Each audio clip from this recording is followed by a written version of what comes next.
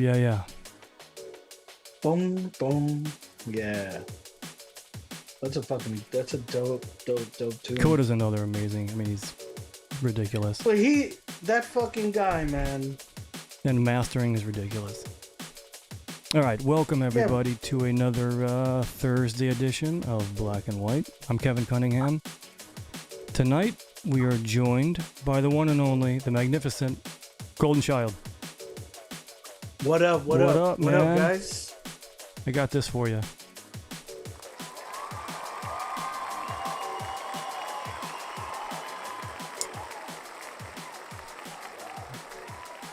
Yeah. It's the least I could do. You deserve it.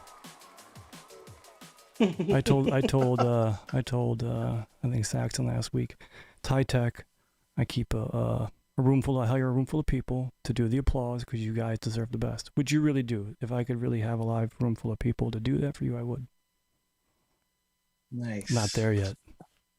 It's hard, man. It's hard. You're getting there. You're getting there, man. Thanks, I appreciate it. What's going on with you? I'm all right, man. You know, day-to-day stuff. Everything is cool. Life's treating you well? Yeah, not bad. You know, just getting my daily exercise in, and you know that's very important to me right now. I noticed that you've been posting a lot of exercise and outdoor type stuff. It's great. Yeah, because it's just, you know, I'm just tired of looking like this. Like what? What do you mean? You look good.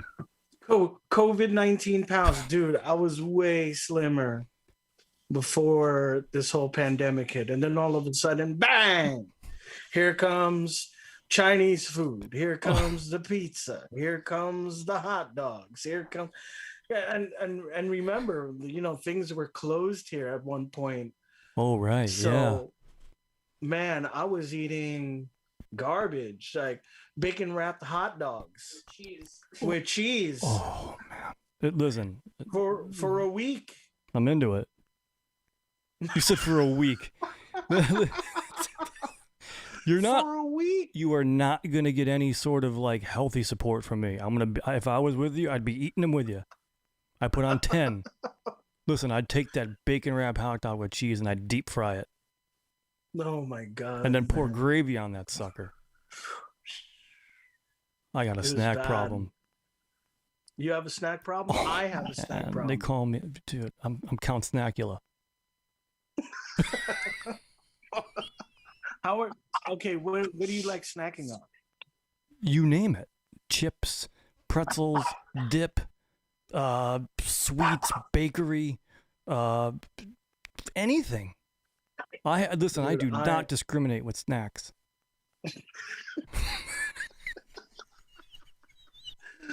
You know what? Seriously, like during pandemic, man, like every day had a bag of chips. And not just like, the big grab. We're talking about the big bag of chips. And whenever I would cook, before cooking, I would just slam all these chips and just and my girlfriend's like, what the hell is your problem? And here I am slamming these chips, and like I finish dinner, I go back to the chips and start slamming chips again. Listen, I'm there for you in some sort of way. I want to tell you that that's not healthy, but I do the same thing, and I love the way you're talking right now. Nutty bars, Little Debbie. Are you kidding me? Sign me up. That's my weakness, man. There's in New York City, you walk down the street, it's like store, restaurant, and it's like, ooh, they have empanadas? I'm gonna go get some empanadas right now. Yes, first, it's that easy. And then I'm gonna wash those empanadas down with a bag of chips. Scup bag. I'm going to eat a bag of chips before the empanadas, and I'm going to wash the empanadas down with a bag of chips. Yeah. That's right. Good for you. Right, man. And that's what I was doing during freaking pandemic was so bad. It depends on who you ask. It was horrible, man. All right, I'm going all to of a tell you it's sudden- probably not good. I'm going to support you. All right, yes, let's work on it. But I'm going to work on it with you. I stopped that. You stopped what? The snacking? Yes. I stopped the snacking. Listen, I'm not above hiding candy bar wrappers and hiding the rapid chip bags. Trust me, I've done it. And then Amy will come into the car and she's like, "Oh, stopped eating sweets, huh?" I said, that wrapper's from last week. The wrappers from last week. You don't have to worry about that. Come on. Come on. Are we going or not? Look, are we going or not? Come on. Yo, and it's there's no snacks. I have kernels of popcorn ready to go. That's it. That's all I have right now. I have no snacks. I have no Girl Scout cookies. That was another thing. Oh my God. Girl Scout cookies. Which ones? Doughs. Oh yeah, all of them. Oh man. Did you try the s'mores? Girl Scout s'mores cookie? ones? I don't know about that. Ooh. Yeah, man. The s'more ones, the s'mores. Oh my God, dude. Yeah, you're like me. It's insane. You're like me. Yes. I will bite I'm a fat into boy. a snack, or I'll bite into like a dessert or something. Hand to God, Amy, like my girl has seen it. I take a moment and I close my eyes, because if it's so good, I will tear up.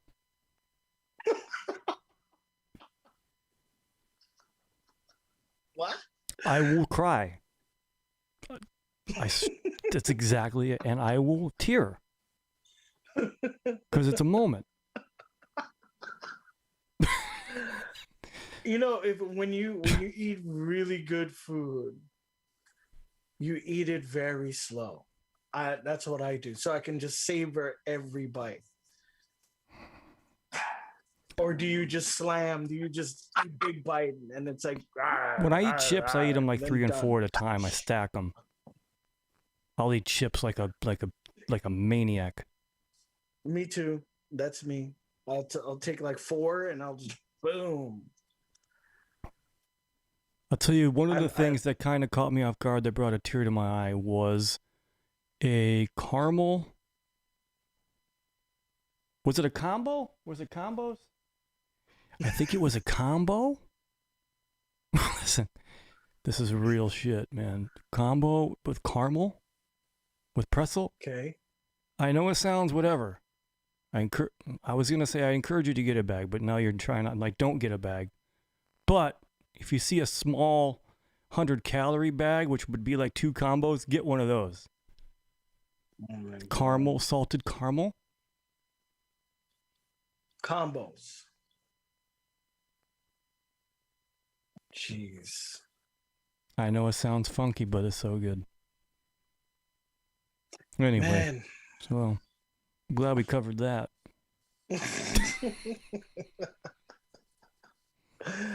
Man, yeah, I really have a snack addiction, but it's shut off right now. Good. It's shut off right now. All I've been doing is, like, every morning except Sunday is oatmeal, blueberries, and banana. Good. Yeah, good for you. Yep, with a mixture of peanut butter in my oatmeal. Oh, that sounds good. You actually forget how good that stuff is because you've been eating all the other shit. You forget how good, like, fruit and vegetables actually are. Yeah, man. So I've been taking care of myself. Good. Before, yeah, good. It's better. You start to feel it more as you get older. Mm-hmm. Your body doesn't bounce back as much, doesn't burn it off. So, what I like to do is, kind of get into your roots. You've been DJing for a long time. Get into your roots, kind of your introduction into music or electronic music, whatever music it was that kind of grabbed you, and then how that developed into DJing and making music, and how those kind of tied together. All right. Well, in the beginning, I was I was a choir boy. I did that from like the age of 6 or 7 or 8. Forget. I remember singing at 6, and then I joined. And then my mom forced me to join this choir because you know, she wanted to keep me active in something, and she knew that I had a voice. I don't have that voice anymore, unfortunately, due to drinking and smoking and all that stuff and adolescence. But I was a choir boy here in the city. I sang for Grace Church, which led me to get the attention of Leonard Bernstein. And for those who aren't familiar with Leonard Bernstein, he wrote West Side Story. He's a very famous conductor. Um, so when he did his nights at Lincoln Center, I would be there singing with him and as part of his orchestra.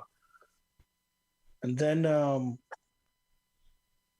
that was like probably like the sixth, seventh grade. I was doing that, and then my mom decided to move to Florida, so I moved in.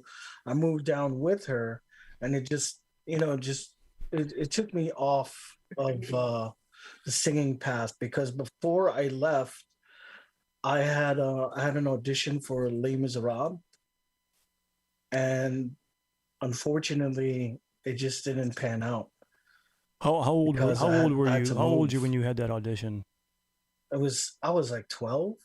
Oh, so oh wow, early, pretty early. Yes, really, really early. So you know, and I did that, and this teacher, my grade school teacher, Miss Martin, sorry, Miss Martin, always believed in me um, since the fourth grade. So she would like coach me after school, and make me sing, and just work my vocal cords, and here I am singing like solos for um parent teacher night for the school and Oh, that's stuff. cool. And Yeah, that's cool. It's a good start. yeah, it was a great start. My mom also put me into piano lessons around the same time, so I was getting a lot of music in my life at that time. And then in I want to say, yes, it was 1988. My brother was recording a radio show, and it was 89.1, and he was listening to a thing called Acid House. And I was hip hop all the way. Hip hop was all around us. Growing up in Brooklyn, Fort Greene, that's the only thing you had. That soul and funk and all that stuff. The boogie, Red Alert on Kiss FM. So he was listening to that club music, and I was like, "What the hell is this?" And I remember Distant Planet, Mr. Fingers. That changed my whole thought of rap and everything else, because I was like, wow, this is a different side of music that I've never even heard. So I was entranced. So he was listening to it, and he was just like looking up in the ceiling, like, what the hell is this? It's so good. And I'm sitting there with him, as a little kid, just like, wow, this is some really cool sounds. But yeah, that changed me right there. So he was listening to house at that time. I was listening to hip hop, and then I just started to progress from there. Like, I've always been listening to hip hop, always throughout the 90s and all that stuff. But I knew there was an underground sound that I had no idea about. And that was the house, that was the techno scene, and all these things that are happening, beyond that. And I used to get made fun of in high school because I would be listening to like Wu-Tang Clan, and then I have another tape, The Prodigy, like shit like that, and they'd be like, "What the Yeah. hell are you listening to? Yeah. Complete What opposites. what Yeah. the fuck is this? What is this techno shit? Yeah. What is this? That Twilight Zone to Unlimited shit?" And I'd be like, "Nah, man, give me that." Just try to avoid the whole thing. And then be like, "Yo, see, I got the Red Man. What the album? I got Brand Nubian. Shit like that. Like it." But I was always listening to other stuff because of my brother. And then I went out 1995, the first time I went out, because my Asian parents are very, very, very strict. And I had to beg and plead with my parents to let me go to a club. And it was a Monday night. And that was Concrete Jungle. Concrete Jungle, 1995. And I'm a fucking, I was a junior in high school. It's Meanwhile, crazy. before that, Yeah, it's crazy. Nassau was happening. And all these other raves were happening. That time, like it's always amazing to me when I ask that question, that so many people have distinct moments that they remember being exposed to either a song or the music, and it had that much of an impact on them. It was from that moment on that they pursued going out and listening to the music, and then DJing, and then producing. It's turned into a whole lifelong experience from that single moment. It had that much of an impact on their life. That moment you were sitting there with your brother, that music had that much of an impact on you, and that's what started it all. Yeah, It's crazy to me. that's what started it all. And 8th grade, I was doing my homework, listening to CD 101.9 jazz station, so it could help me concentrate. And I'm listening to Diana Krall, Bob James, George Benson, Miles Davis. And this is before high school. And I'm just doing my math homework, and I'm listening to Breezin' by George Benson.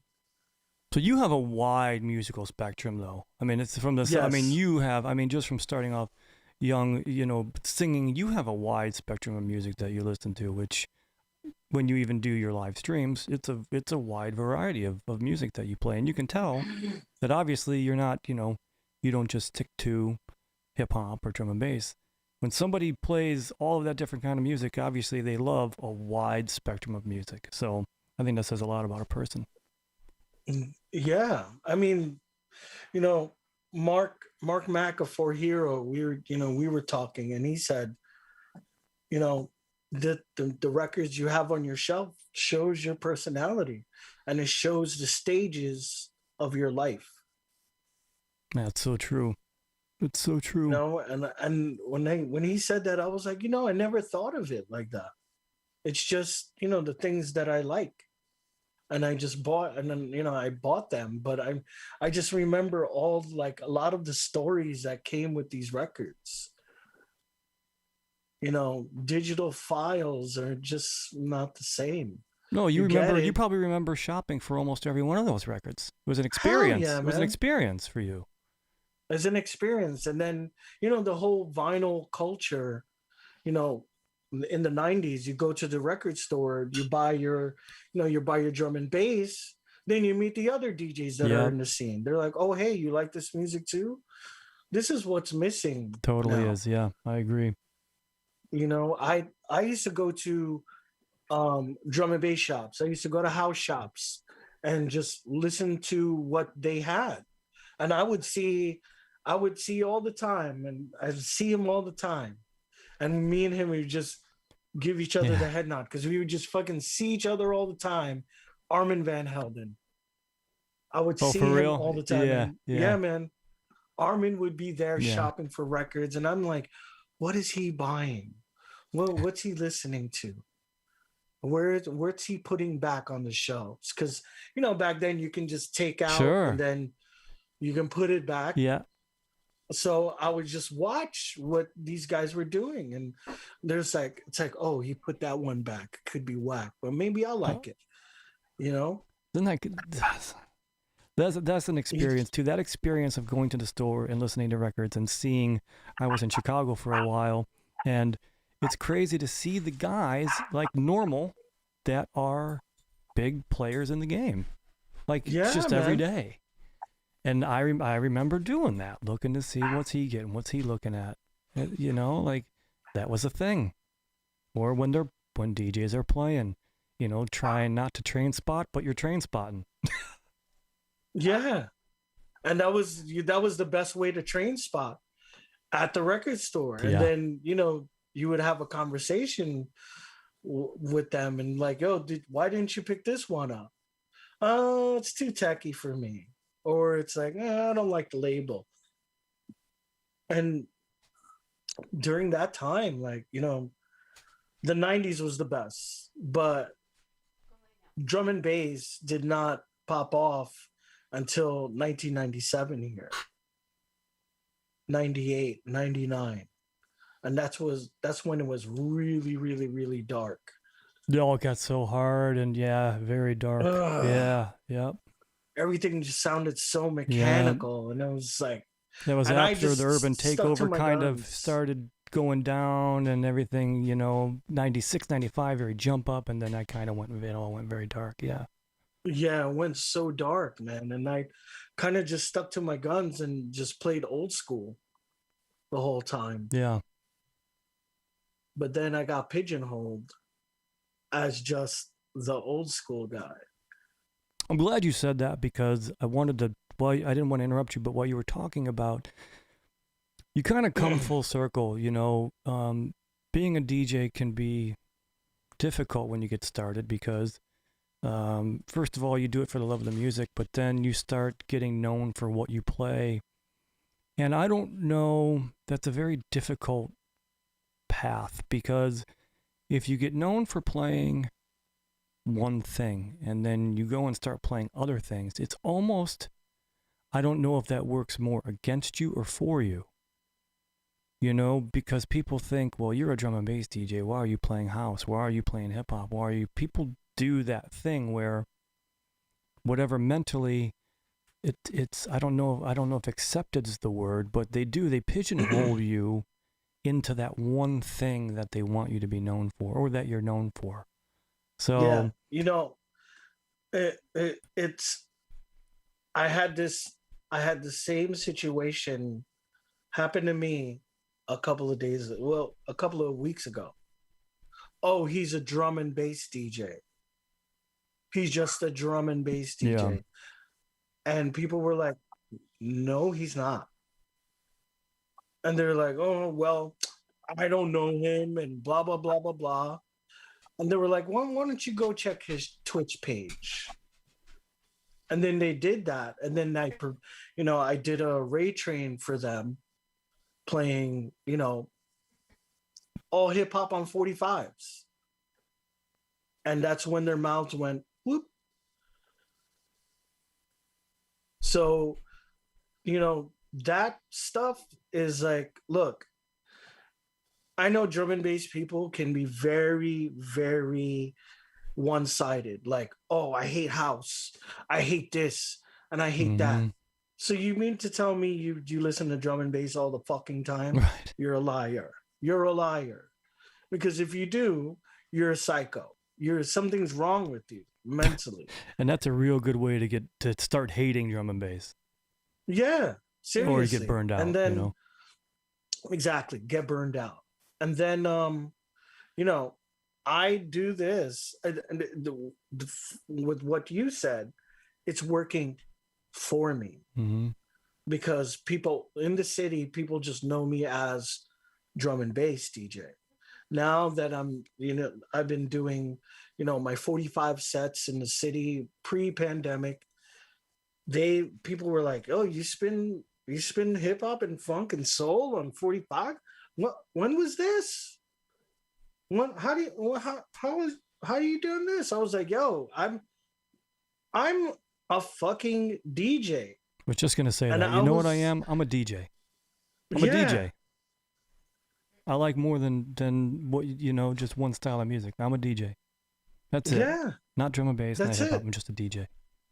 I'm a DJ. Drum Hmm. and bass is all the sounds that I like in one form of music. Yeah. It's very niche and it's very it's very hard for people to get into it.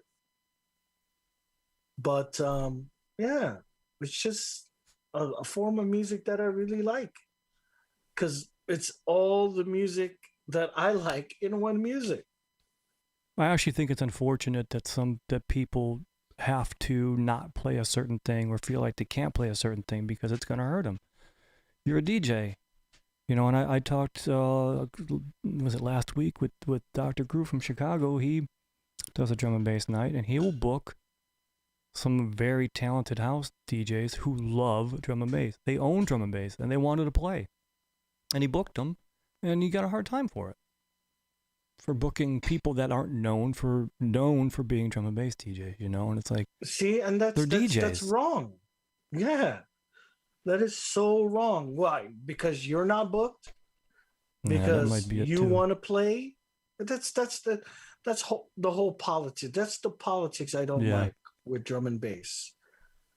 And I've gotten more respect playing other genres of music than I do in drum and bass. Mm-hmm. Because in drum and bass, like it's very touchy. Like, for example, like I play on Twitch. Let's say I'll play your tunes that are not even out yet. Thank you, by the way. Yeah, no, appreciate not a problem. I always appreciate stateside. that. I always appreciate that. Yeah, man. It sounds great. Big time. I'm gonna play it. That's the bottom line. I do appreciate it. Yeah, man. So like things like that, I'll play it. I'll play your tune. Then I get side message. Well, how do you know this guy? Well, how do you get these tunes? For real? Yeah. People will message you privately about that stuff? People will message me privately about that. How do you do this? How do you get these tunes? Why are you getting these tunes? That's crazy. I'm like, really? But I do it, and I answer in kindness, man, because I used to be I'm a fucking snarky person when I'm pushed to the wall. Yeah. You just gotta I turn the other way, and I'm like, look, man, it's not about how cool you are. It's about your fucking relationship with these people. And I'm not saying kiss their ass, or you have to be a genuine person. And they can see right through that once you're bullshitting. Listen, man, I can smell right through somebody trying to just get music off of me. Mm-hmm. Immediately. Yep. 100%. And I said, look, man. You didn't ask me for anything. I sent it to you. You sent it to me. But now I feel comfortable to say, like, look, I got a gig somewhere. Do you have anything new? Absolutely. Yeah, man. You're part of Natty Dub. I'm definitely gonna support you, and I'm definitely gonna play your tunes. You're stateside, and for me, and I've told you in an email that you and Astro are the sounds of America. Well, thank you, man. It's not wannabe UK.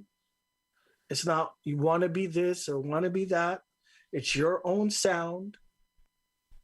And it's you and Astro that have that chemistry. Well, I appreciate that. I really do appreciate that. I do appreciate the feedback because people don't always offer it. So I do appreciate it.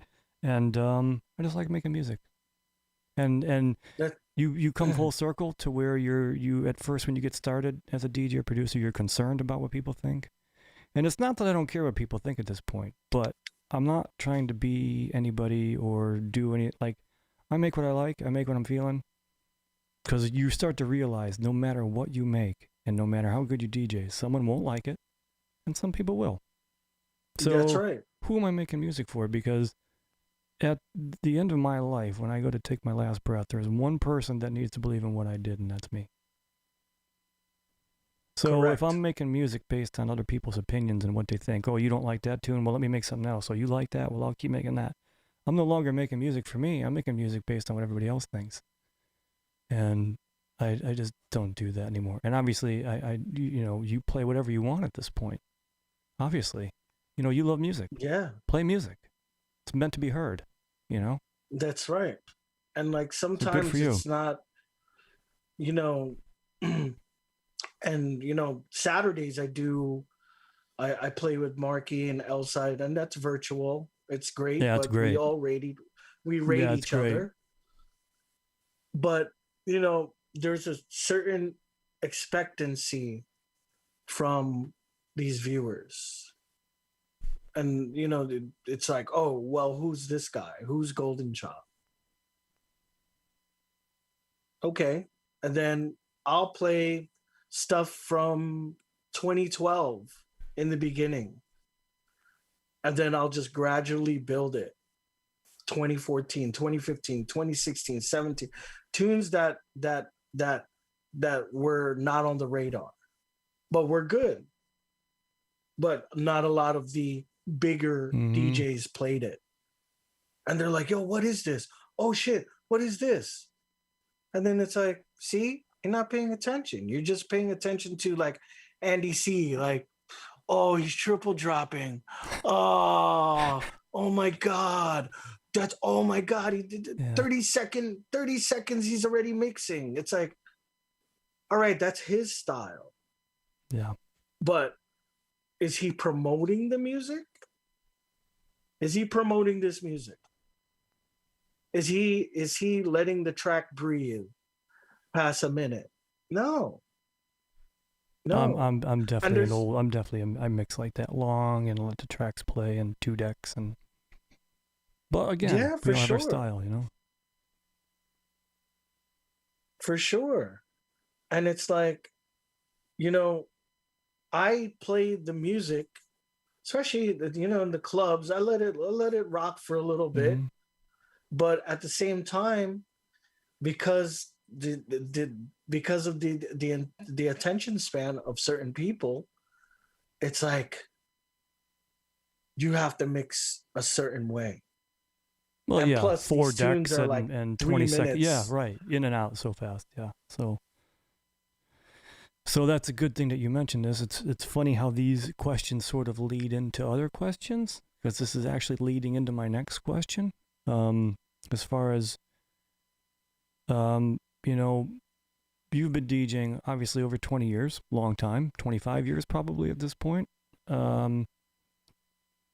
Starting from buying records at a record store, fully analog, went through the CD thing and digital. Do you think that the digital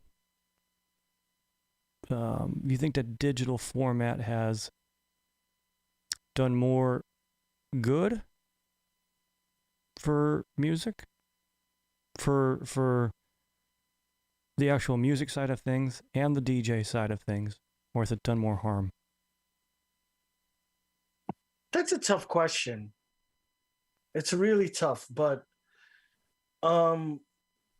it's done. I think it's done good and it's done harm.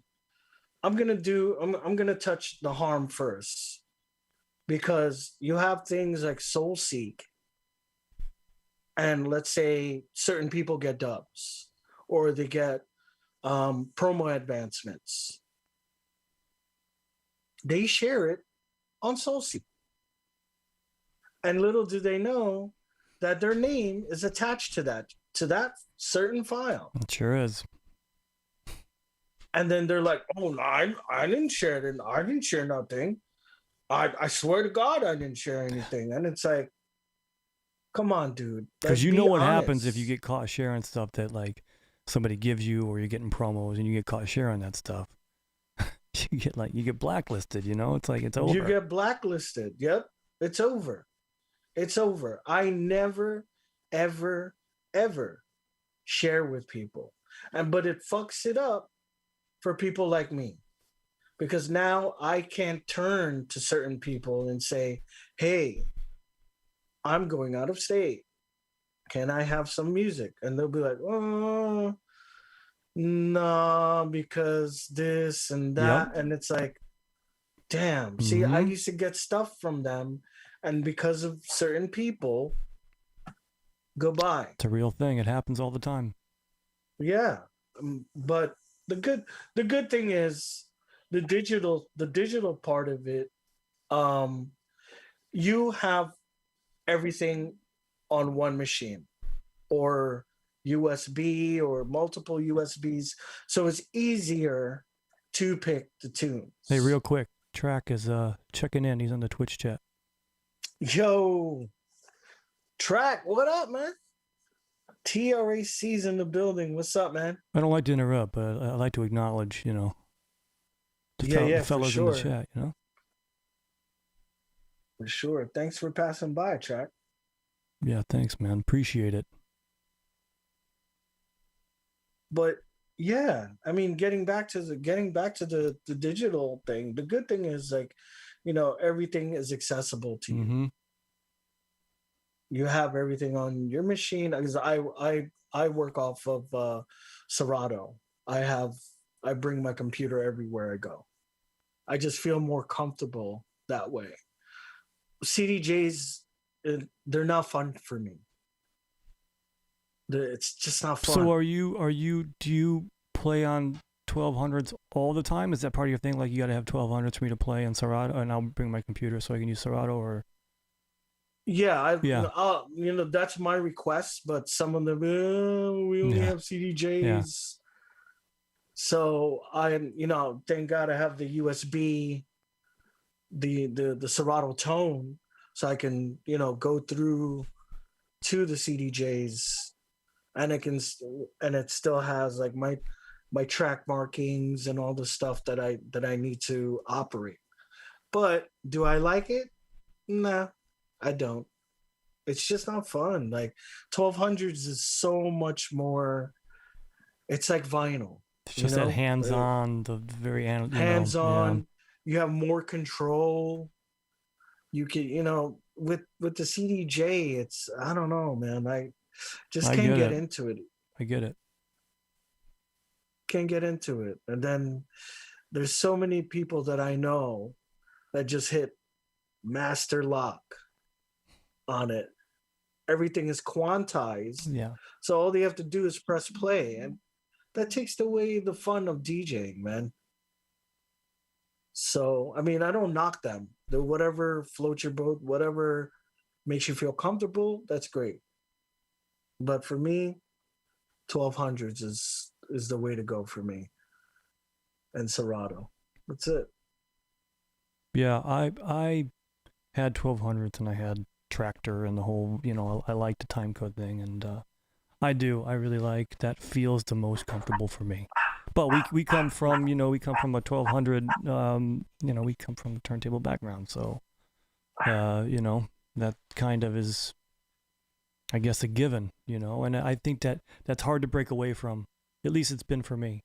It just nothing ever feels the same. It just doesn't feel the same. No. Like, I remember when the CDJs first came out. And first it was like, those the two trays that came out, and then you had your little jog wheel. I know. The jog wheel, and then you had that thing, the little dial, so you can move to it forward search a for little bit. like the spot and try to cue, and yes, disaster. What a nightmare! Oh. What a fucking nightmare that was. But talk about one extreme to another. At least CDJs now are like, but talk about like before CDJs now, which are, at least usable in some sort of hands-on fashion. Imagine going from a 1200 to that, a little scroll wheel, It drove me mad, bro. It drove me terrible. crazy. It drove me crazy. And then you had like, a Yuri mixer or at the time, what was the big mixer at the time? Still the Pioneer 900 Mm-hmm. or whatever it was, the earlier versions. And then you're mixing from these CD trays. It's like, how is that fun? It's terrible. This is not It's fun, not. man. Like, That didn't feel like progress. no, no, no, no, no, no. But I do like it because you don't have to cut the dub plates anymore. That's true. That was pricey. That dub plates were $50 per side. Oh man, crazy. And limited amount of plays. Yeah. How many times could you Those play a wear dub out plate? pretty fast. Fucking crazy. It's like done after like 7 plays. Yeah, they don't wear very well. Brian G does the sometimes he plays the dub plates, the old dub plates that he has, and their sound so bad. Yeah, they sound like they're like bro. at 64-bit. It's like so They're not even bad. 128, They're like, yeah, they sound terrible. They've just Yeah, been worn man. so much. Dusty dub plates, and it's like this is Dillinger VIP. And I'm like, whoa, I mean, like, that's a dope tune, but damn, dude. I'm going to have to run this through some processing afterwards. Clean it up a little bit. Man. Crazy. Leave Brian alone, track set. Yeah. You have to. Yeah, I guess we got to give him. Yo, yeah. Brian has all the tunes, and it's dope to hear those tunes, but can't even imagine. Damn, those dub plates are so dusty, and you see like all these like finger marks and all these like dust, and it's like, and you're like, whoa. But to be fair, I've gotten really spoiled by the digital age because if I put on any of my old records that were on me when I was actively playing a lot, oh man, they're awful. I mean, awful.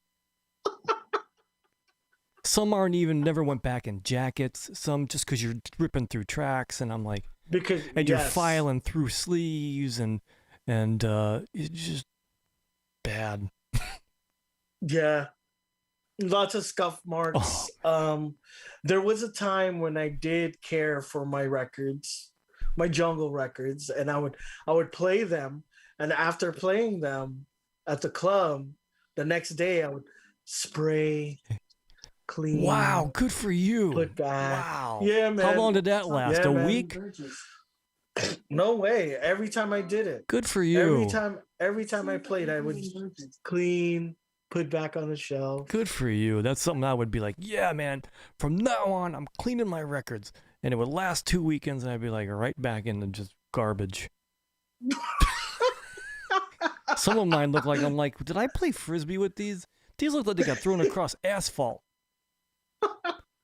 I can't do that with my, like, the old stuff, like Reinforce, Tom and Jerry's. I can't do it. I can't do it with those. No way. There's no way in hell. Because now, well, I'm proud of you. Those records are fucking very pricey. Listen, now I'm like, damn it, I should have taken care of my records a little better. But I'm not gonna make excuses because I can't. I don't believe in blaming excuses. But there are a lot of times I probably wasn't in the best condition. Yeah. Possibly. Big time. It's a possibility I may have had a cocktail or two. And, record care went a little... Record care at that point, when intoxicated, of a priority, is out the door. Out the door, my friend. It's over. Well, some of the drinks definitely went on my records, that's for sure. That's a no. That's a no-no. Oh, yeah, I mean... a huge no. I'm sorry. I don't I'm drink very anymore. anal So. that way. I'm very, very anal that way. And when I'm done DJing with records, I always carry it with me because I don't want no one stealing this shit. Mm-hmm.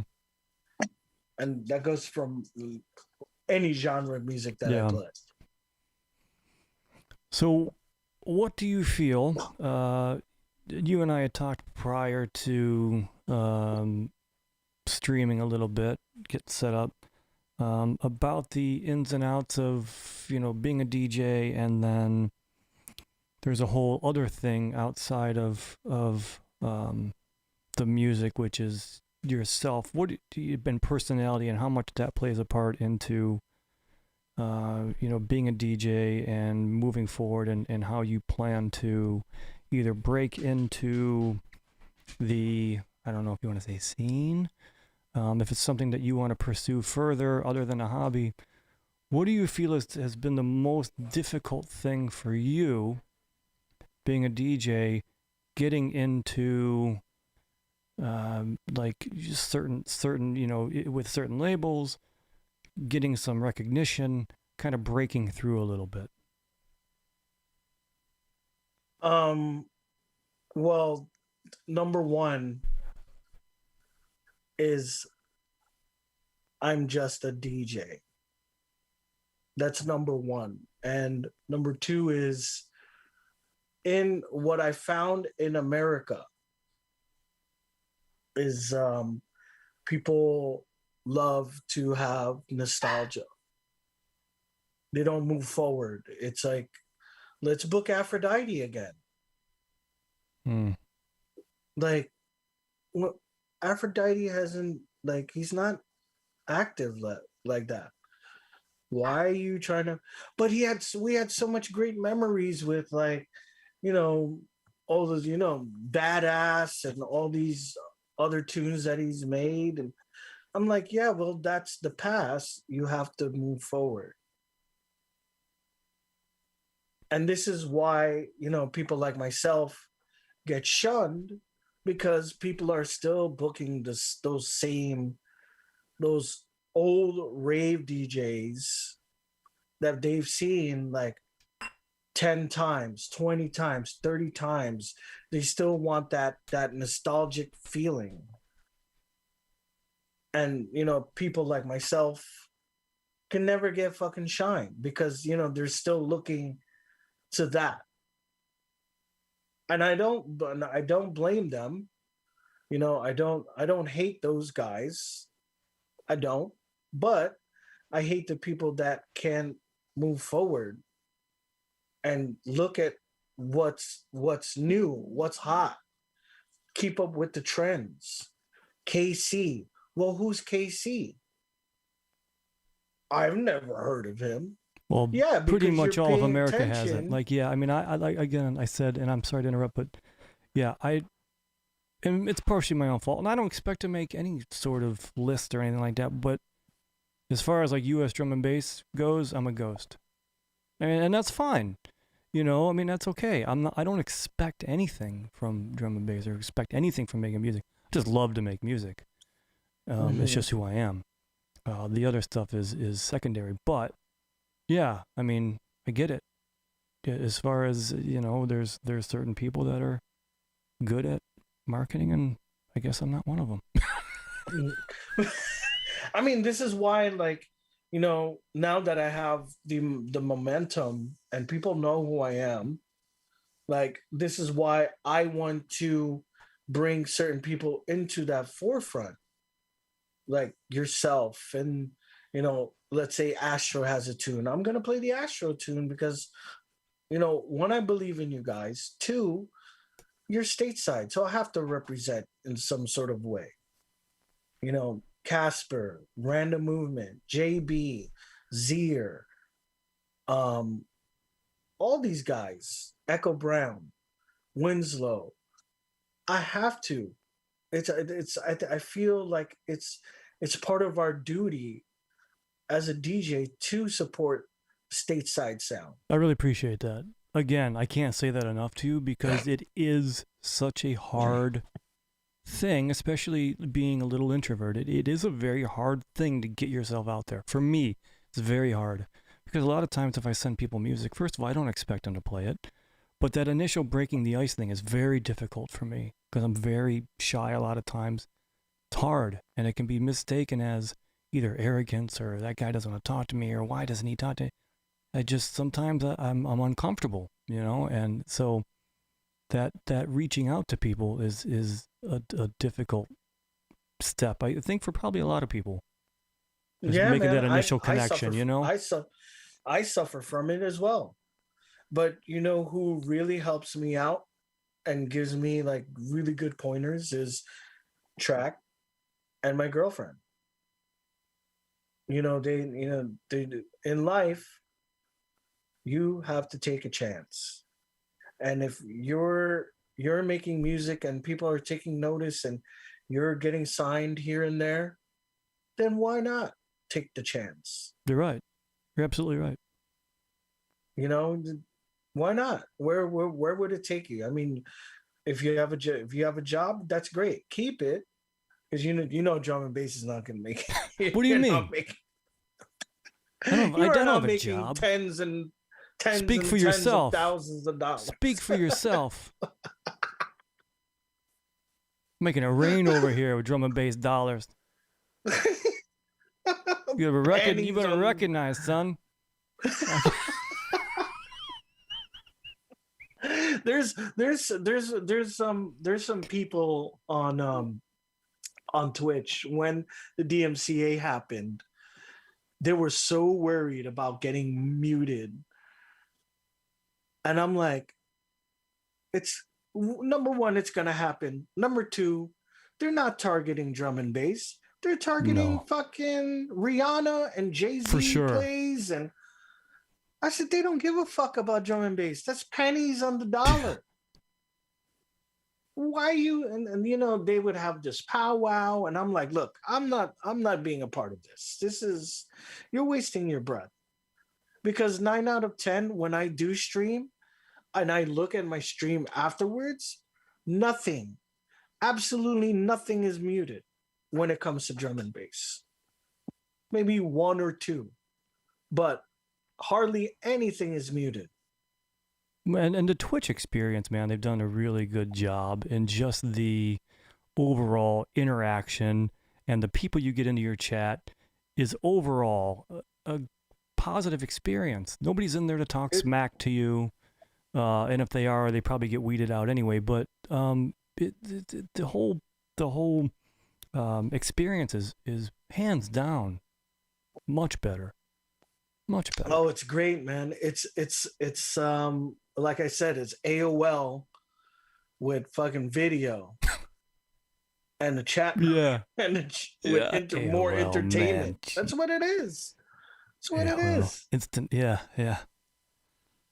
But you get to know a different side of the community. I've never. I was like, there's drum and bass DJs on Twitch. And when I learned about that, I was like, yo, I'm joining Twitch. Well, I will tell you this. So I was doing I did Facebook years ago when like live streaming was kind of just, we were, just doing some basic streams. And I knew about Twitch and it was big for the gaming community. And I had signed up and I'm like, I'll go to Twitch, but it just wasn't really the avenue people were taking as far as DJs. And then the pandemic hit and a lot of DJs went to Twitch, which I'm grateful for because it's such a, it's just, like I said, a much better experience. So to see all these DJs going to Twitch, I actually was not a huge fan towards the end of streaming. I was like, man, streaming stinks. The experience is bad. I actually enjoy watching the streams now. I enjoy your stream. I enjoy the chat. I enjoy how interactive it is. I actually look now daily on Twitch to see who's on, which I never would have done that on Facebook before. I never would have done that. Never would have done. I ignore Facebook now. I ignore it. Sometimes it's pretty awful. You post you post to it because it's part of your Sure. social media. But Yeah. do I look at it like how I used to? No way. No way. Because it's everybody's soapbox. Everybody's right. Everybody's Oh wrong. man. Everybody's so political. Everybody's a philosopher. Oh yeah. And you know what? I don't want to do that. I don't want to waste my time Same. with that. And all I want to do is play music and spread good vibes, man. Spread love, man. Because that's what we That's what all it's all need about. right now. Yeah. I want to say what's Spread the up to positivity. Kevin Grimm and DJ Hybrid in the Facebook chat. I stream into Oh, Facebook shit. too. Yeah. Hybrid. What up, Alex? Been a while. So let me retract my statement about guys that don't make money. Let me rephrase this. I'm not making money doing drum and bass. DJ Hybrid, it's a different story. Guy makes ridiculous music. Oh, he's a killer. One after another. Yeah, man. He's a killer. And we did a date out here together. And this our conversation on a bus ride back to New York from Connecticut.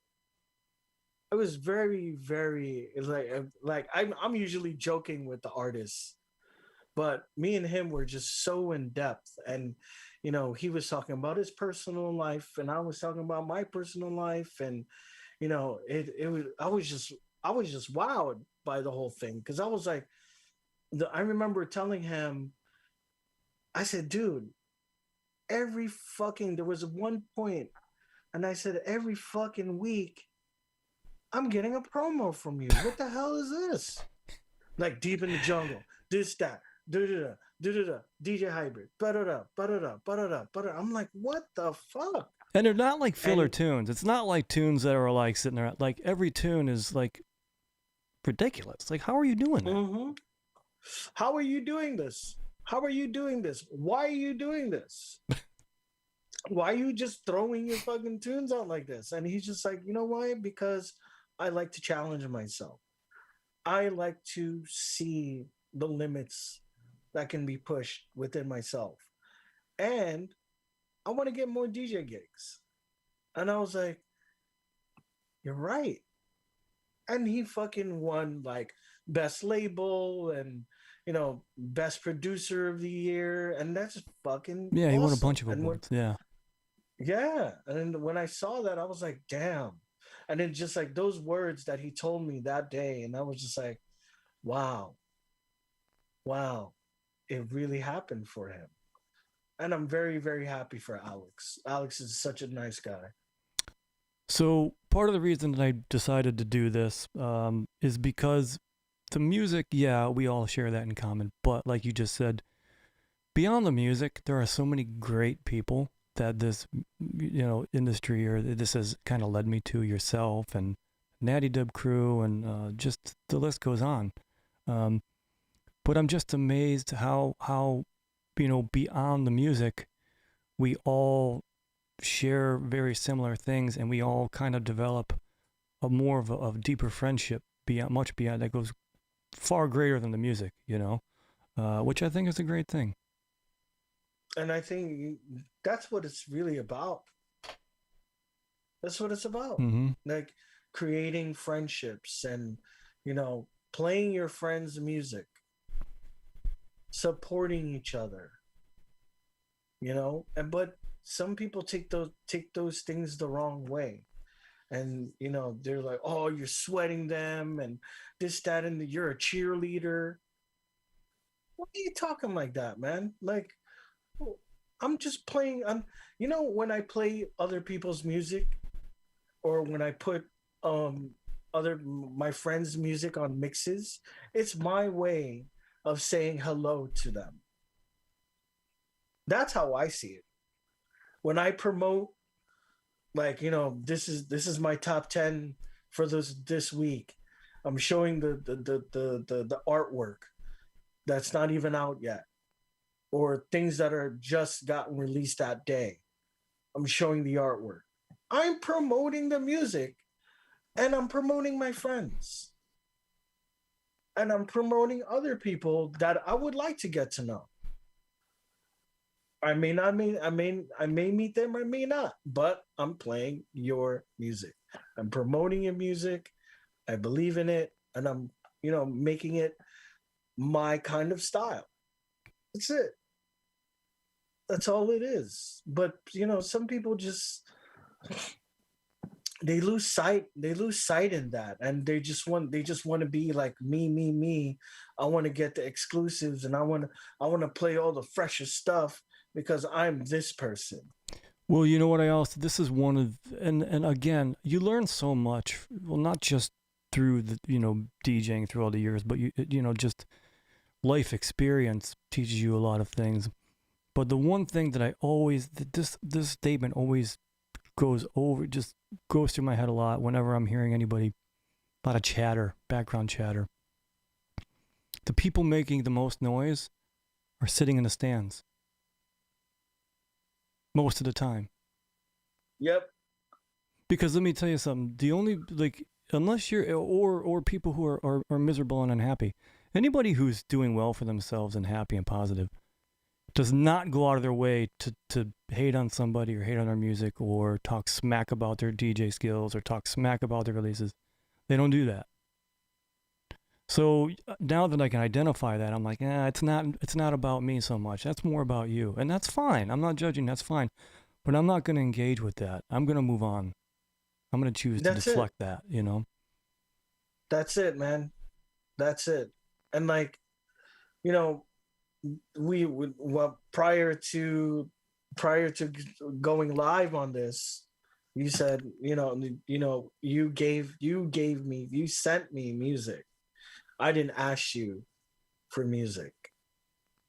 And that's the way it should be. Like, just wait. Be cool with them. Build a relation. It's about building relations. And like, hey, how you doing? Just checking in. Even if it's just something that you just posted and like, hey, what's going on? Or like, yo, you feeling okay? But that's just me. That's how I operate. That's how I do things. And I'm a very genuine person. Like, I don't beat around the bush with a lot of shit. Cause number one, I'm a little bit older. I don't have time for that stuff. So, again, building relations. Once you get the relations, you feel comfortable, then you have the ability to ask. Because it does kind of, it does that thing, let's go back, it does kind of go beyond the music. Like, yeah, there is a business side to all this. But I'm not going to send my music to somebody who I don't think is doing positive things, who I think is just in it for my music or whatever. Not that they would be, but I saw what you were doing. We have mutual friends. Your stream is phenomenal. Thank you. So why would I? That's a no-brainer for me. You know what I mean? Like, so, and when you stay patient and wait for things to come into your your path instead of pursuing them necessarily, sometimes they just happen that way. Yeah, you know what? People respect you more that way too. And if you just there was a time when I used to engage in all of that negativity and the background chatter and all of that stuff. And one day I said, you know what? It's a waste of my time. Absolutely, it's not getting me, and it's not getting me anywhere. It's not getting me anywhere. It's just creating more and more negativity and enemies. And I said, you know what? I don't want that. I don't want it. So I just turned on the switch, and I said, and then even to this day, I'm still trying to be the better person. Well, we're always learning, but at least you're conscious of it and aware of it, and that's huge. Becoming self-aware and self-awareness is such a huge step forward in personal growth, but I still do dumb stuff. I'm still human. Oh yeah, if I had it all figured out, I wouldn't need to be here anymore. I'm still here. I still slip up here and there. Still go back to my old way.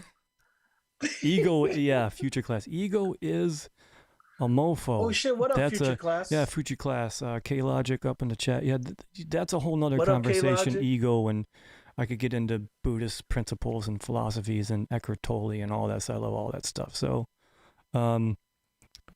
maybe it will. Yeah, that's a whole nother 3-hour conversation though. But we're learning, right? That's what it's about, man. It's a learning process. It's a learning process. If you fail along the way, it's okay. You tried it. I actually embrace, I know this is going to sound odd maybe, but I actually embrace failure. I don't encourage it, but I embrace it because I learn way more from my failures when I mess up. I don't learn from doing stuff right all the time. I learn from messing up more. So the people who typically are very successful have failed immeasurably. We just don't recognize that. What they have done with a failure is different than what somebody who chooses to dwell on a failure. There's 2 ways you can handle that failure. I don't consider it a failure. I think it's a learning lesson, not a failure. It's a lesson. So that's just me. You can look at it differently. Perspective. And everybody should fail, especially as DJs. It's necessary. It's absolutely necessary. Yeah, man. If you cleared the floor when you played 3 tunes into your set and you cleared the floor,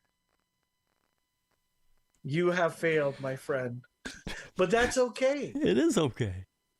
You have to find it. You have to change it up. Know that'll happen to you sometimes?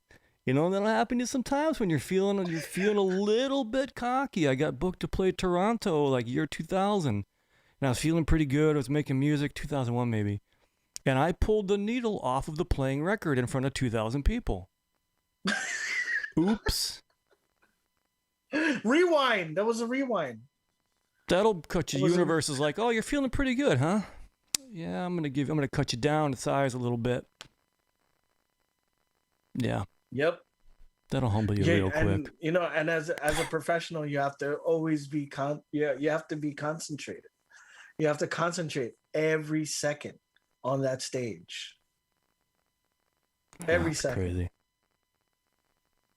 Fuck. Oops. Dead silence. I just dropped it right back down. Like, oh man. I hope at least the beginning, right? Or did you just drop it back down? So I just got done. I just got out of a mix, and I went to grab, like when you get the one that's done playing, you go to grab it off. Well, I grabbed the one that was playing. Like I don't even know how I did it. It's a good question. Oh man! Since you just shared that, I'll share one with you. That's good because I was gonna ask you like a bad DJ experience. So yeah. Oh my god! It was like one of my first gigs, and I was so nervous. I started slamming these drinks because I was like, just trying to get the fucking jitters out. And I'm fucking slamming like when Long Island iced teas back when it was the thing to drink. And I'm like, okay, it's my turn. I get on the decks and I couldn't even mix the first record. I was like, I got so nervous and I was like, I remember myself on the decks and I was like, Ugh. And I just fucking slid with the platter. Oh my God. I ran up to I yelled for the promoter and the other DJ, and I was like, dude, I was like, yo, I can't do this. I'm so drunk. I got an earful. Did you get? I got earful. What's that? I said, oops. Probably didn't get booked by them again, huh? That was a big oops. But I played with him later. Oh, good. Good. In other parties and stuff. Good. But yeah. We even threw a party together. But good. You worked it out. I will never, ever get that wasted ever again as a DJ. It's interesting how we think that that's going to loosen us up. I'm going to be better. I've been a disaster DJing. Disaster. Disaster. I can't even tell you. I mean, forgetting how to Disaster. use I'm terrible. Just, yeah, I'm going to loosen up. Yeah, I'm going to get rid of these nerves. No, what you're going to do is forget how to DJ. And then you're going to be real nervous to see what people say about you the next day. Yep. Mm-hmm. Acting a fool on the fucking turntable. Oh my god! I had a buddy plug in the headphones into the mic port because we didn't have any headphones and tell the crowd he was going to slap their faces off and stuff. Just disaster. That I would never ever do. Yeah, that wasn't a good way to win the crowd over. Tell me you're going to slap him in the face. I'm gonna slap all of you if you don't dance to drum and bass. Yeah, and it sounded like it was through a megaphone because it was headphones, so it was like terrible quality, you know, like it's not like it was through a telephone. Oh, those So stories. bad.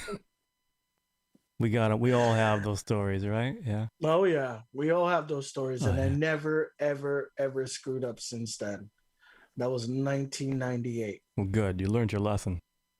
Fuck yeah, I never get super drunk. I get drunk later. Smart. After my set. Smart. I wish I would have reached out to you back in 99.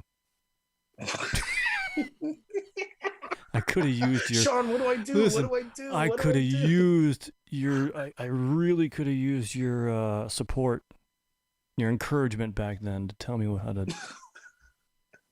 not do that. I didn't learn as quick as you did. Never again. But I've learned Never now, again. and it's never too late. That's right. That's right. That's right. Don't do shots before your fucking before your DJ gig. Don't do it. Yeah, again, where were you 20 years ago? And it's like, all right, just one shot. Just one shot. Man. All of a sudden there's 3 shots. Yeah, coming. one It's every all 5 tequila. minutes. And you're like, yeah. And it's tequila or like whiskey. I was drinking yeah.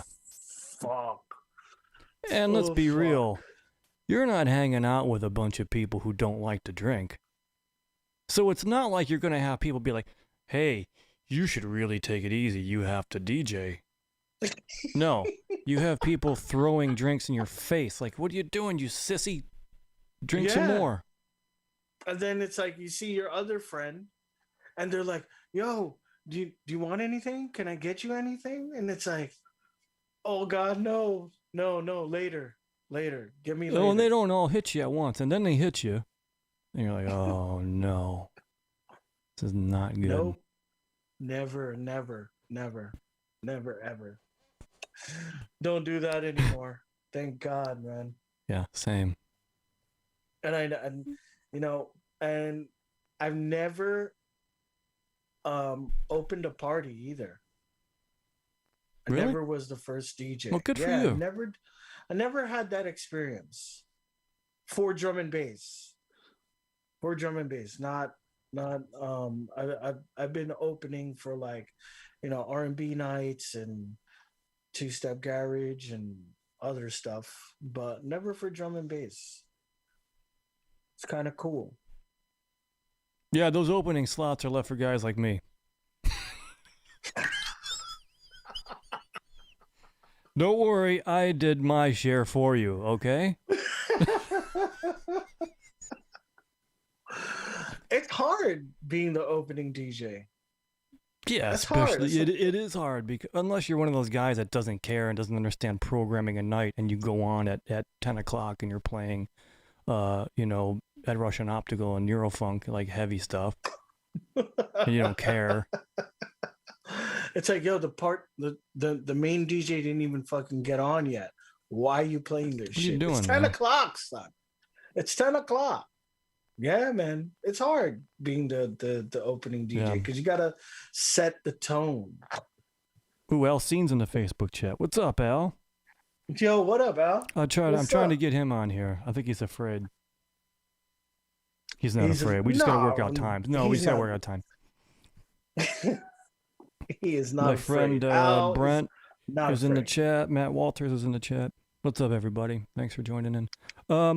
So let's move on to some not so serious questions. Don't worry. Don't let that scare you. This is very easy, innocent stuff. I'm not going to ask you your deepest, darkest secrets. We'll leave that for next time. Okay. I'm just getting to know you. Favorite food of all time. Listen, I gotta. This is not a. Don't take this lightly. What I mean is, of all time, if you were stuck on an island, the only thing you can eat for the rest of your life. Some people are like, "Oh, I love pizza." No, I'm talking for the rest of your life.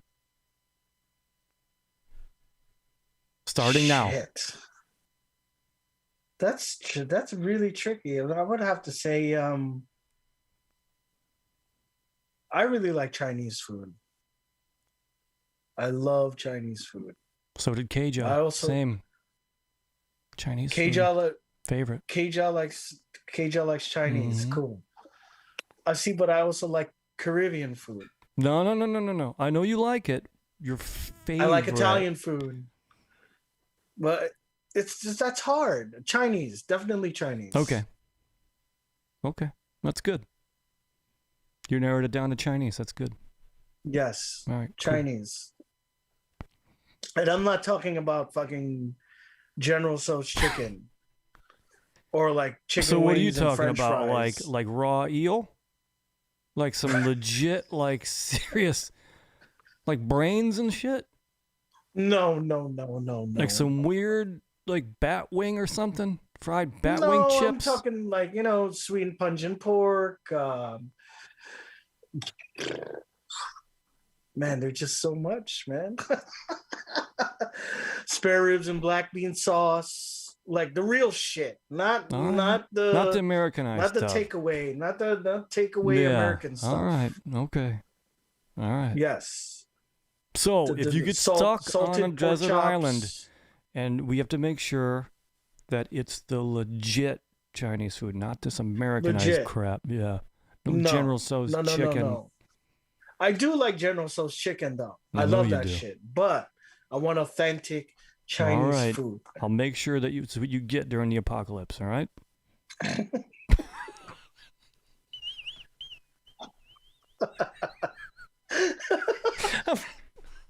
Give me that fucking fried rice right now. Get out the apocalypse menu. Give me the lo mein. Give me the chicken lo mein now. Oh my God. Hold on. What lo mein is that? Is that American lo mein or is that the real Chinese lo mein? We don't want any American lo mein for the rest of his life. No. All right. No takeaway. No takeaway Chinese. Okay. We'll make sure you get the fortune cookie. That's an American thing. Oh, is it really? Mm-hmm.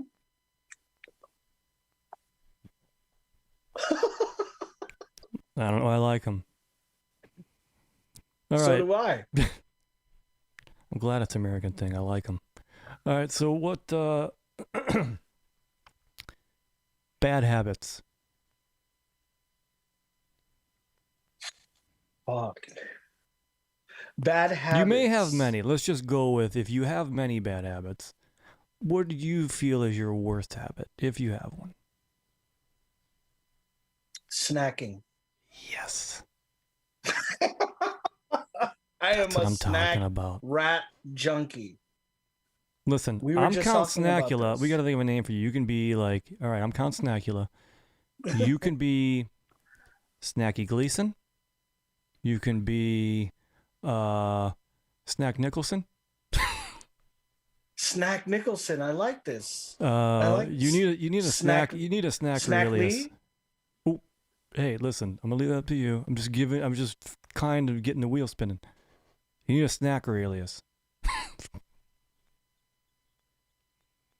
mean, you don't need Gleason. One. You don't need one, but I have one. Snacky Gleason. I like that. I like that. Listen, I'm just throwing it out. You know, in your spare time, think about it. Snacking. So snacking from nutty bars, potato chips. For me, it's potato chips. Before, back in like my 20s, it was cakes. So the snacking has evolved. He has evolved. Okay. Yes, it has. You were evolved. from sweet to salty. Yes. Okay, sweet to salty. I am not that. I used to be like a huge chocolate lover. Like every time I would go to the UK, they would have vending machines in the tube stations, and I would fucking get like fruit and nut, fucking all the fucking things that were in there, and I would just fucking carry them with me like a fucking fat ass, and put it in my pocket, and I'm like, yeah, Cadbury, yeah, let's go, and I'm waiting for the fucking train. Yes, I'd be there right it was with that you. bad. I like it. I was bad. Good for you. Little Debbie moon pies. Yeah. Yes. Yeah. Yes. TJK Oatmeal, Logic the said Sir oatmeal. Snacks a lot. Sir Yeah, Snacks a lot. I love yeah. those things, man. I love those things. I Me too. love fucking junk food. Like I love Me that too. shit. All right, so that's your bad habit. That's my bad it's habit. not too bad. Snacking. I mean, it's not the best, but it's not the worst. I'm thinking about it right now. But Snacking? I have nothing. Yes. All right, but we I got to have change the no- subject. I have no snacks. I have We no got to change the snacks here. subject. Good. Yeah. See, that's what you got to do. You got to protect yourself against yourself. You got to remove those things. Good for you. Yes. I'm proud And, of you. You know, maybe once a week, I'll have like a small bag Smart. of Ruffles. Smart. Allow yourself one day, because if you don't allow yourself one day to eat that stuff at all, you'll go completely off the rails. Yeah. Good. I'll go crazy. Yeah. Sour cream Future and class onion is like, chips. please change the subject. He doesn't have any food at home. He's getting hungry. And I'm gonna, after this, I'm gonna make a chicken cordon bleu. Is that good? I mean, I know it's good, but is that like healthy? No, but I'm in the mood for it. Yeah, good for you. Hey. Yeah, eat it. Dude, fuck that. I fucking did. I did good exercising. Yeah, you've been today. working your ass off. I see you. Yeah, man. You deserve a Fuck cordon that, bleu. man. I deserve a fucking. You deserve a cordon bleu. You actually deserve That's one of right. those small snack bag of chips. No, you No. don't. No, I'm sorry. All No. right. You know No what I have chips. for snacking? I have bananas, peanuts. I have blueberries. Smart. You know what else That's is it. good? And You ever eat those? They're big like cotton candy. The big grapes. Big red Yeah. grape. So good. Those are good. Yeah. Those are good. So you're Have you smart. ever You're tried- putting the have you- snacks, just healthy snacks. You're replacing them. It's good. Yeah, man. I even have frozen fruit bars Man, that you think that you can push up and Good for you. slides out. I'm And proud of they're you. just so good. But Cashews are good, if like to snack on, like some nuts or something. Almonds. cashews, almonds, smoked almonds. Yeah. I snack on. I'll snack on that. But before that, Good for you. Ben and Jerry's. Fuck yeah, Ben and Jerry's. That shit is the shit. Lactate ice cream. I'm all for that. We should stop talking about it. Dude, I'm gonna go on a late night don't snack get- run. don't get me started. I got some pretzels in the kitchen. I think I might snack on after. Sourdough. The big Pretzels? the big sourdough Snyder's. Yeah, man. Yeah, I feel man. like my teeth are gonna break off, but I love them. those those little nuggets they have. Oh, those are good honey too, the mustard nibblers. ones? Yep, super good. Dude, I used to smash those. Yeah. And then they have the tiny crunched up ones.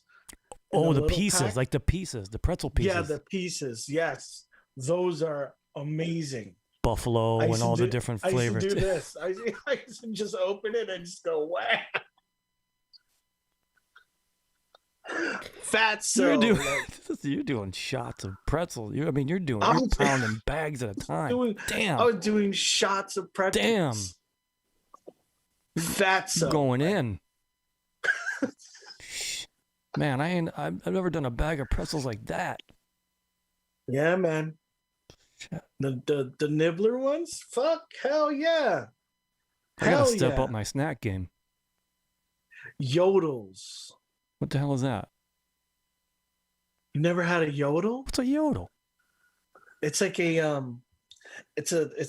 it's one of those like chocolate cakes, and has a swirl. Isn't it like a ho-ho? It's a ho-ho, right? Yeah, it's like a ho. Man, I'll polish a case of those off. Dude, and you know what? I think I'm gonna have to send you a care package of what's available in New York City. I'll send it to you. Funny I'll you send should all say that this. shit to you. Funny you should mention this. So when I first started talking to Sam years ago, he sent me a little care package.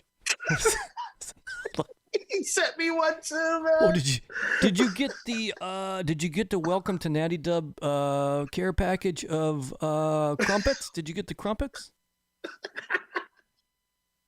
No, I did not get. You did those. Get crumpets. I requested like a whole bunch of stuff. I was like, send me Celebrations, Mars bars, Walker's Crisp. Have you ever tried Walker's Crisp? No, listen, he doesn't give me any of that. He didn't give me any of that. Because now I'm finding out I should have gotten a lot more. Now I'm upset. Smoky bacon flavored potato chips. They're fucking amazing. I'm getting on the horn tomorrow. Cheese and onion, prawn cocktail. It's amazing. Chips. I'm going to call it. Listen, if Sam won't send them, Sub will send them for sure. Because, listen, I had a little bit of a biscuit war and a crumpet war going on between those two. Actually, Sam sent me biscuits, digestive biscuits, and crumpets. Okay. Sub found out that Sam was sending me biscuits and crumpets and is like, oh, Sam sent you that stuff. I'm going to send you some stuff. And he one-upped it. He sent me like high-end biscuits and crumpets. And like some, wow. and some they're called custard creams and chocolate and a bunch of other cookies. Mm-hmm. So then Sam was like, oh, so I've sent you some stuff, huh? I was getting biscuits and crumpets like left and right. It was like a biscuit war. There's an Irish community in my neighborhood, and they have all that shit. Crumpets are good, man. Up the block. Yeah, they have all of it. So good. Crumpets. They have hobnobs. Really? They have jammy Dodgers. They have. You have all that stuff there? Yeah, but they're pretty expensive. But I can get that here. Damn. Well, it's very cultural where you are. I mean, you can probably get everything, right? Dude, not everything with some. But a lot. Some. Yeah, Cadbury fingers. Have you ever had that? No, I don't know what that is. They're biscuits. I need to get out of Ohio, chocolate. man. This is bullcrap. Dude, I think I'm gonna have to send you a care package. I am. I'm gonna send you some. Man. I'm gonna get you some yodels. I'm gonna give you funny bones. Sam gets mad at me because I'm like, listen, man, when I come out there, I want you to take me to the Wonka factory. He's like, mate, there is no Wonka factory, mate. That's his voice, too. You know what I've been saying, man? You know, cook it like that. You know what I mean? Yeah, man.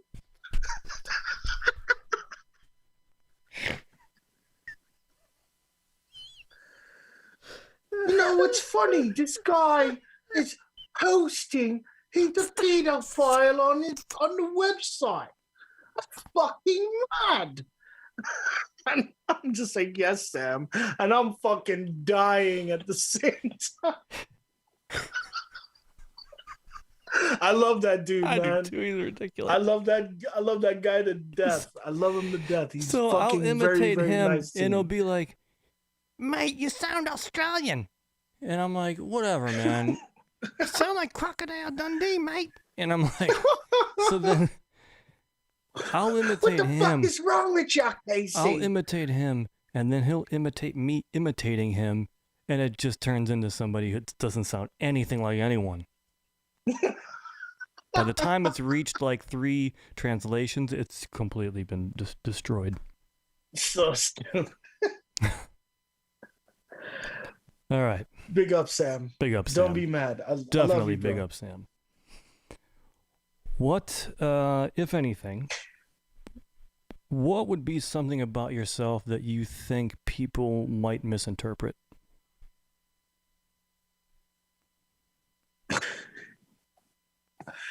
I'm very forward sometimes, and it's sometimes I'm not really good with words, and I'm just very brash.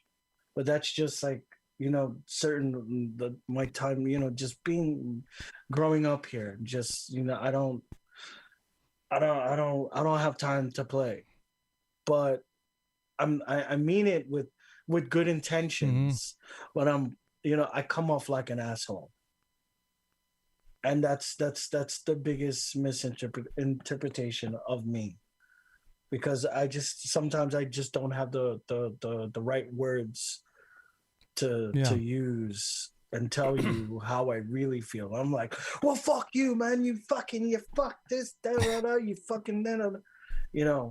I go off the rails sometimes, but now I'm learning. I'm learning how to, channel it and be like, okay, this is how I feel. This is what's going on, and blah blah blah. But that's the only thing for me, is just that's the misinterpretation of me, of being brash. Oh, he's an asshole, when I'm really not. I mean it. I mean what I say with love. That's good. That's it. Good answer.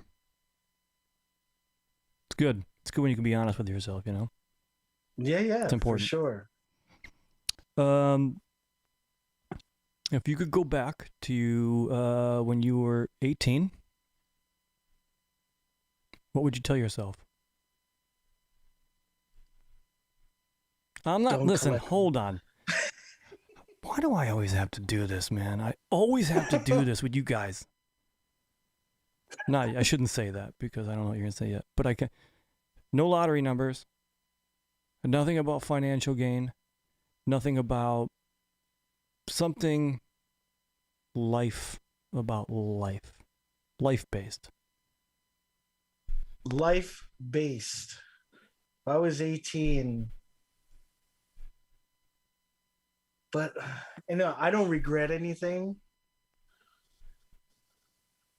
I wish I if shit 18, I would be like, you know what? Finish your fucking school. Finish school. I just cut it off because I just felt like you know, it wasn't really teaching me something that I really wanted to do. It was just trying to satisfy um my my family. But I stuck with my Mm-hmm. heart. But at the same time, I see why you need to finish it now. But it's okay. It's okay. I made the mistake. I can always go back, and that's the only thing that I would tell myself at 18. It's good. Finish fucking school, because when I had a real job. Check this out. I had a job. Um, I would it started from high school. I was an intern there, and then they decided to hire me because I was like a fast learner. But that time when I was working for this company, and it was a big fucking place, and here I am on the phone internationally, record dealing on the phone. Fucking crazy. What do you And mean? then What do you mean record dealing? Like, oh, give me this, give me that. Oh, I see the list. Give me this. Oh, give me the. Do you have another copy of that? Yeah, I'll take that. And it would be like for hours on this phone, and my superiors would be like, "Who are you talking to? What are you doing? I need you here." And I'm like, "Oh shit." I'm talking to someone oh, internationally, calling the UK, doing dumb shit like that. I shouldn't have been doing, but I have this great collection, or right. I would think I had a great collection due to it, you know. But yeah, stay in school, and don't be a fuck up. Don't be a fool. Stay in school. That's right. Don't be a PSA. dropout. Just like James Brown said, don't be a dropout. People don't realize they're going to get life lessons on this show. You weren't supposed to laugh, man. I was being serious.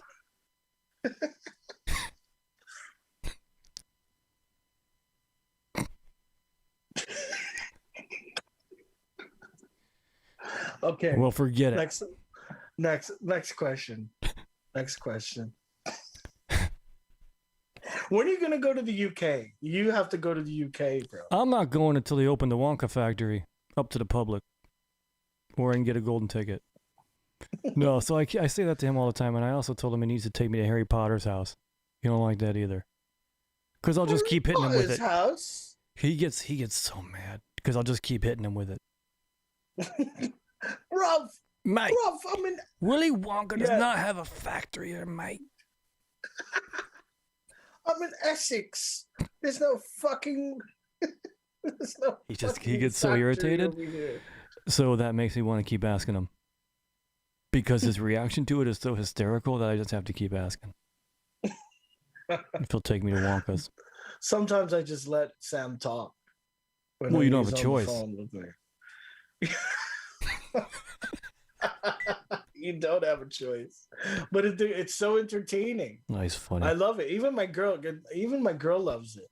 So I have the ability to call people and take calls and put them on the show too.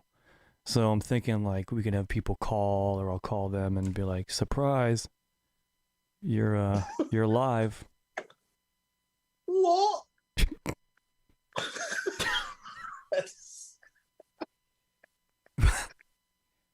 I'd be nervous about him though.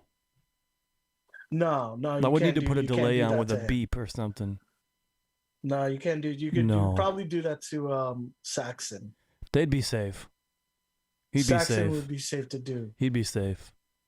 Yeah, he'd be safe to do. A lot of my other friends would be safe, not Sam. No. Church of Drum and Bass. Big up. See you later. Thanks for tuning in. What up? What up, Church of Drum and Bass?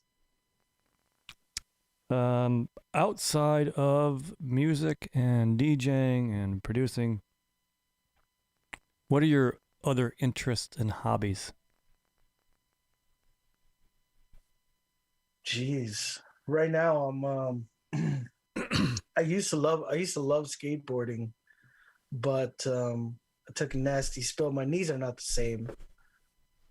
Number one. So I can't do that anymore. I can cruise here and there, but that, it just takes away the fun of things. But right now I'm just concerned about my health. Mm-hmm. And I'm just gained weight. I just gained too much weight.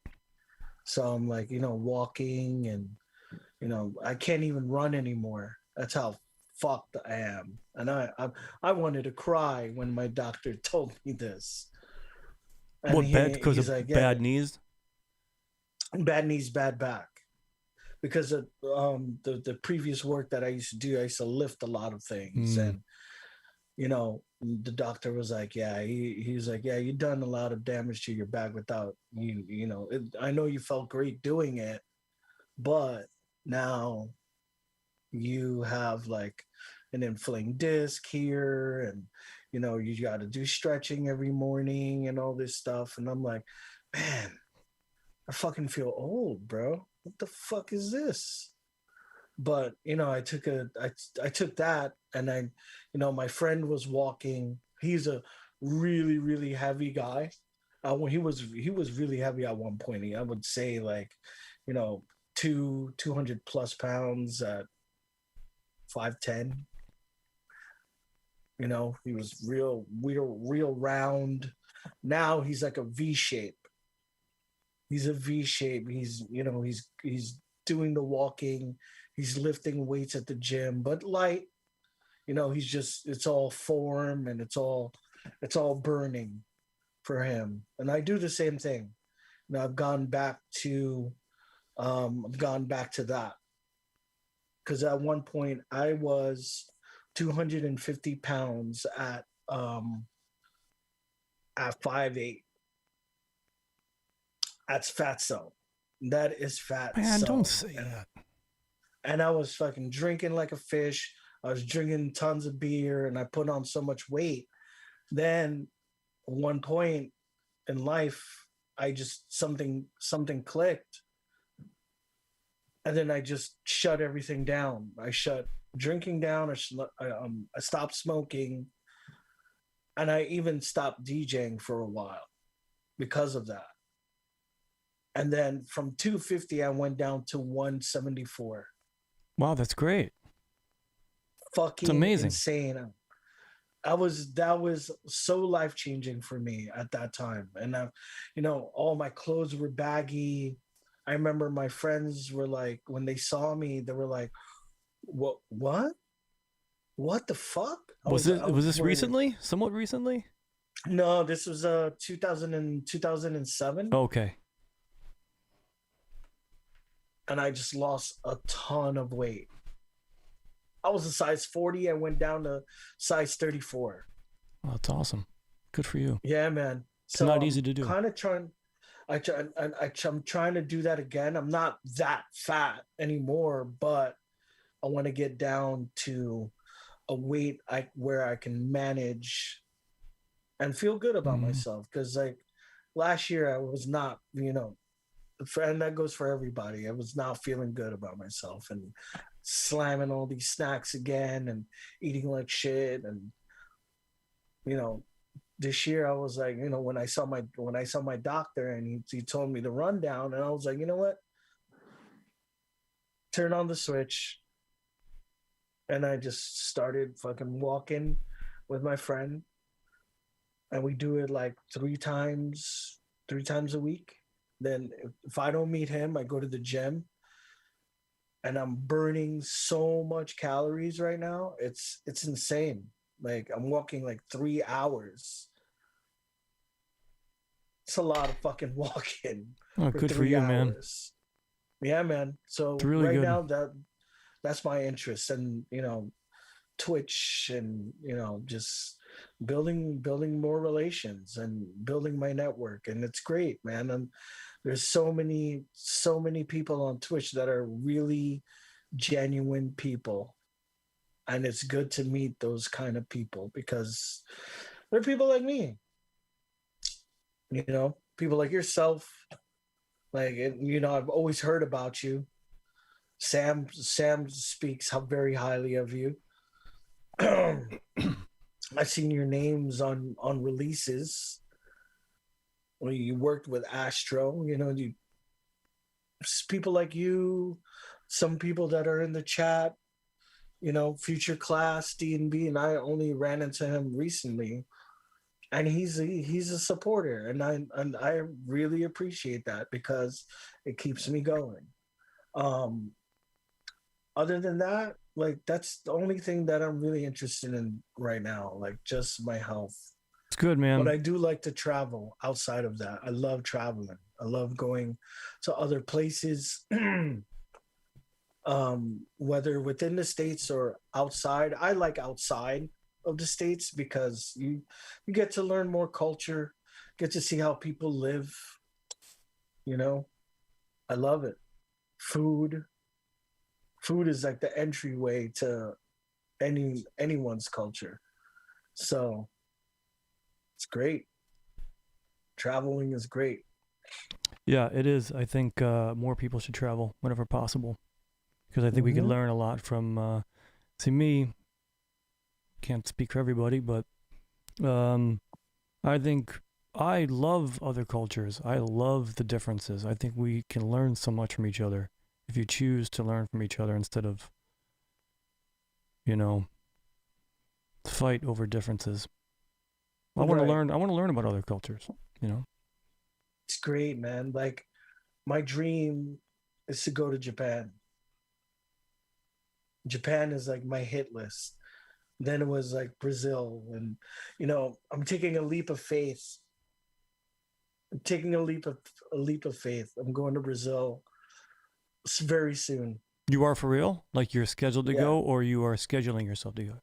No, I'm scheduled to go.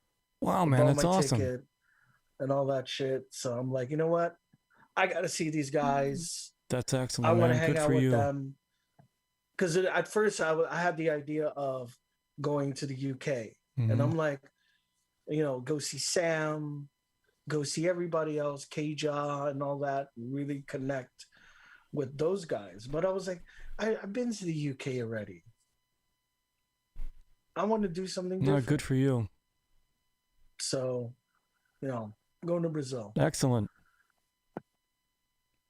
Good stuff. Time, yeah, man. Time to link up with the boys out there, man. Yeah, good stuff. Bridge the gap. Yeah, and I Be, I agree, man. Like I think the anytime that you can connect with other people through another resource like Twitch or whatever, I think it's such a valuable. There's a lot of value in that. You know, you can reach people that you weren't able to reach in other avenues. And in this game, you know that it's very difficult. Can be very difficult if you're not let's say somebody who's already in the top 10 DJs. It's a hustle. It's a challenge. yep. If you're It's looking also to get some more, which that's always nice, but uh and I'm the same way. Anybody who supported throughout the years, man, I'm so grateful. So thankful. hell yeah, man. Grateful for all of that, man. Because without them, you wouldn't be here. You It's still true. wouldn't be trying to drive, and you would just given up and just Yeah, it's do true. the family life and be that kind of person. And there's nothing wrong with that, but there's no creative outlet. And once you're creative, I feel that you have to stay creating. Because ultimately, regardless of what your motives are for being a DJ or producer, ultimately other people are going to hear it. You're making something for other people to hear and hopefully get something good out of it. A lot of people might not, but ultimately, and it's not about being famous or making money. It's about me. I look at it as I am a channel. I'm gonna get a little deeper on you right now. I'm a channel for the universe to speak through. That's all I am. I am so I feel like my job is to put it out there. And that's it, man. Like as a DJ, I want to be the DJ in the United States to have that channel. Like you confide in me, you trust me with your tunes. I want to play these tunes correctly and present it correctly to the masses. That's all I want to do. Like I said, like I told you earlier, like I want to be like the Larry Levan of drum and Mm-hmm. bass. The tastemaker, the the guy who breaks that record because it influences me, that all that stuff, all the past is influencing me, and I just want to be, I just want to move forward as a positive person in the scene. And I know I'm gonna have to have those roads where it's gonna get a little bumpy, but hey, just as in anything, we all have to go through those. Man, And I think sometimes, when that road comes, you're gonna have to deal with it. yeah, and I think sometimes the universe. I'm a big, deep thinker, and all that. Universe puts things in your path because a lot of times you'll get here, and all you need to do is, and you're almost there. You just need to hit this, and people stop, and they just needed to get past that last little bit of push, and it's just not fast enough for them. So they're like, well, screw That's it. and that's me too. I have a problem with that. Mm-hmm. Like, I have a lot of producers telling me like you need to start making music because if you did, you would be elevated with so fast because you know everybody already. You know good people that will help you. But it's the time that I have to sit down and, you Oh, I know, get it. mess around with things and Mm-hmm. I'm very, very, very, very fresh when it comes to Ableton. Like I'm in like the beginning stage, and there's so many people trying to guide me, and I'm trying to find my path towards it. Um, Stranger, now that I took an intro to Ableton course, it helped me, and now I can go to like Stranger's page and see what kind of tricks he does, and now I can navigate through it. Before I was like so afraid of it. Well, thank Now I God for feel a little resources bit like that now, comfortable. because, it's so nice that you have resources like that and YouTube or whatever. I remember starting and it was like, well, figure it out.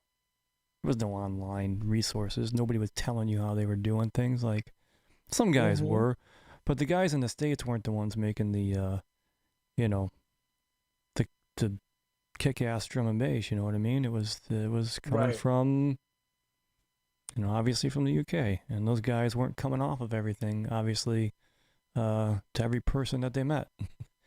Which I get it, you're an artist, you have your sound. It's not that you want to help people out, but it's kind of like, this is It's our your sound, secret. you know. It's your So secret. You don't want to. You'll give guidance, but right, you're not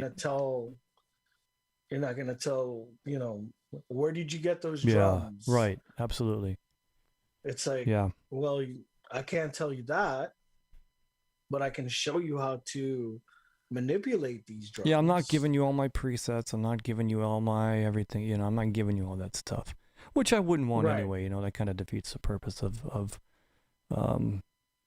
It feels more worthwhile when you learn all that stuff on your own. It's a long path. It could be definitely challenging, but fun. Wouldn't trade it for anything. It's led me Yeah, man. to everything good, a lot of good things in my life, including, talking with you. Yeah, man. Asian. I'll do the Asian one. What is that? Is that an Asian thing? Yeah, What is? Do it this? Do I gotta make with that the face? I face. don't. What do I do? Yeah, with the squinting face. I don't. Well, hold on. That's the Asian. That's the Asian one. How'd I do? Did it look all right? Do it again. Can I see that? Can I see it again? Yeah, yeah. You look great. Thank you. I appreciate that. I'll It work looks on it great. more. Looks authentic Japanese right there. Well, good. I'll fit right in. You'll fit right in. Let's take a picture together. That's it. That's it. I'm not doing it That's it, because man. people think I'm making fun of them. I'm like, he told me to do it. He's Asian. I listen to the other Asian. I listened to another Asian guy that told me to do this. That's it. See, future class knows about it. Cool. I don't know He what knows kawaii about is. that. What the hell's kawaii? That's anime stuff. Oh, see, I don't know about that shit.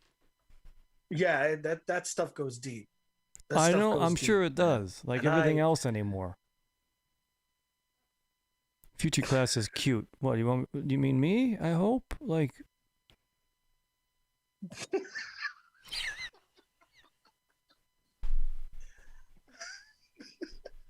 why are you laughing at me? Yeah, man. Oh, he thinks But it means cute. He doesn't say I was cute. Sam always laughs at he laughs at my laugh because it's like something muttly. Like an Muttley old man, like laugh. a Yeah. just a squeaky disaster of a laugh.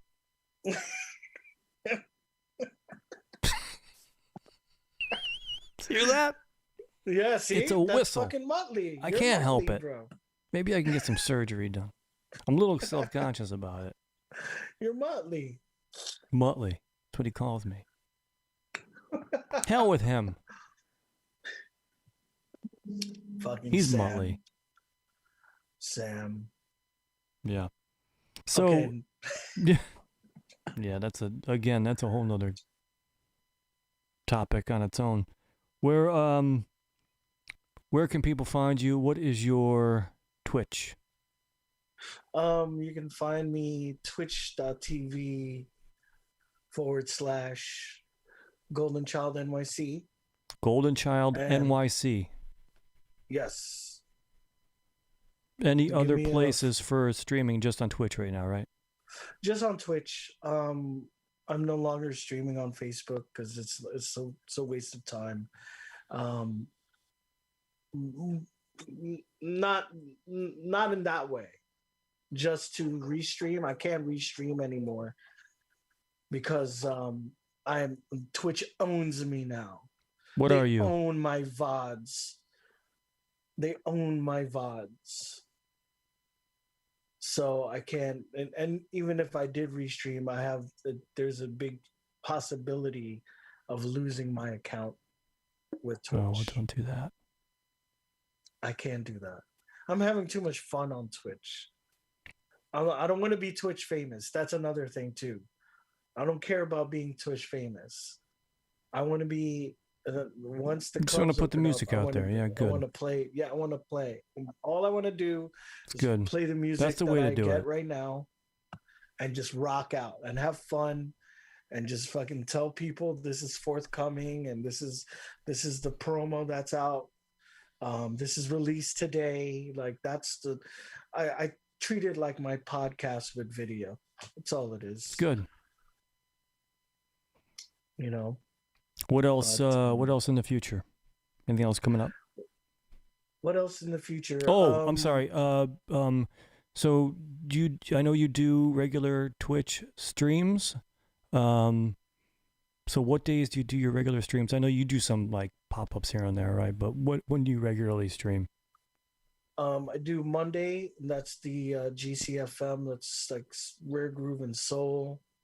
A lot of people love that. Yeah, everybody check Golden Child's streams out because it's not just drum and bass. He does some really good streams of other music, like great stuff. Great stuff. I did on the Rare Groove and Soul night. I did the samples of jungle drum and bass. So I pulled out all the samples from like Tom and Jerry and the other samples like Sweet Vibrations and Leviticus the Burial. You playing all like the like all the stuff with the original breaks, like Skull Snaps and all the stuff with the original breaks in it and stuff. Cool, that's awesome. Mm-hmm. I play the original breaks, but I don't do that all the time. I like to switch it up and stuff. And so that's Monday night. Then I have Donuts on Wednesdays, which is all 45s, all vinyl. And that varies. I can play like hip hop. I can play house one night. I can play lots of disco and boogie, or like just down tempo soul stuff on 45. Anything that's on 45, I'm playing. Nice. If I like it, I'm playing it. Then I do a pop-up. Right now I'm doing a pop-up stream on Fridays with my girlfriend. She's a DJ as well. And she's getting more comfortable. I'm very, very happy with that. And she plays breaks. She plays a little bit of two-step. Nice. So that's Fridays? I kind of go Friday. And I go back to back with her. We don't do it for too long. I play like 45 minutes and then we're off. And then she goes on for 45 minutes. Nice. Then we raid our friends Intel Music Group in Chicago. Yeah. I know Intel. He's part of the one of the proper guys. Like he does I think it's the same guy. He does a Sunday morning breakfast and beats or Saturday morning. Really good. No, these are different. These are hip hop guys. Oh, okay. They're hip hop guys, but they're very well versed in like house music and a lot of things. They're just like me, but they play more house and hip hop. Gotcha. So that's Friday. Then Saturday, Bases Loaded with Marky, Elside, and myself. What time does that start? Marky starts at 2 p.m. Eastern Standard Time. Okay.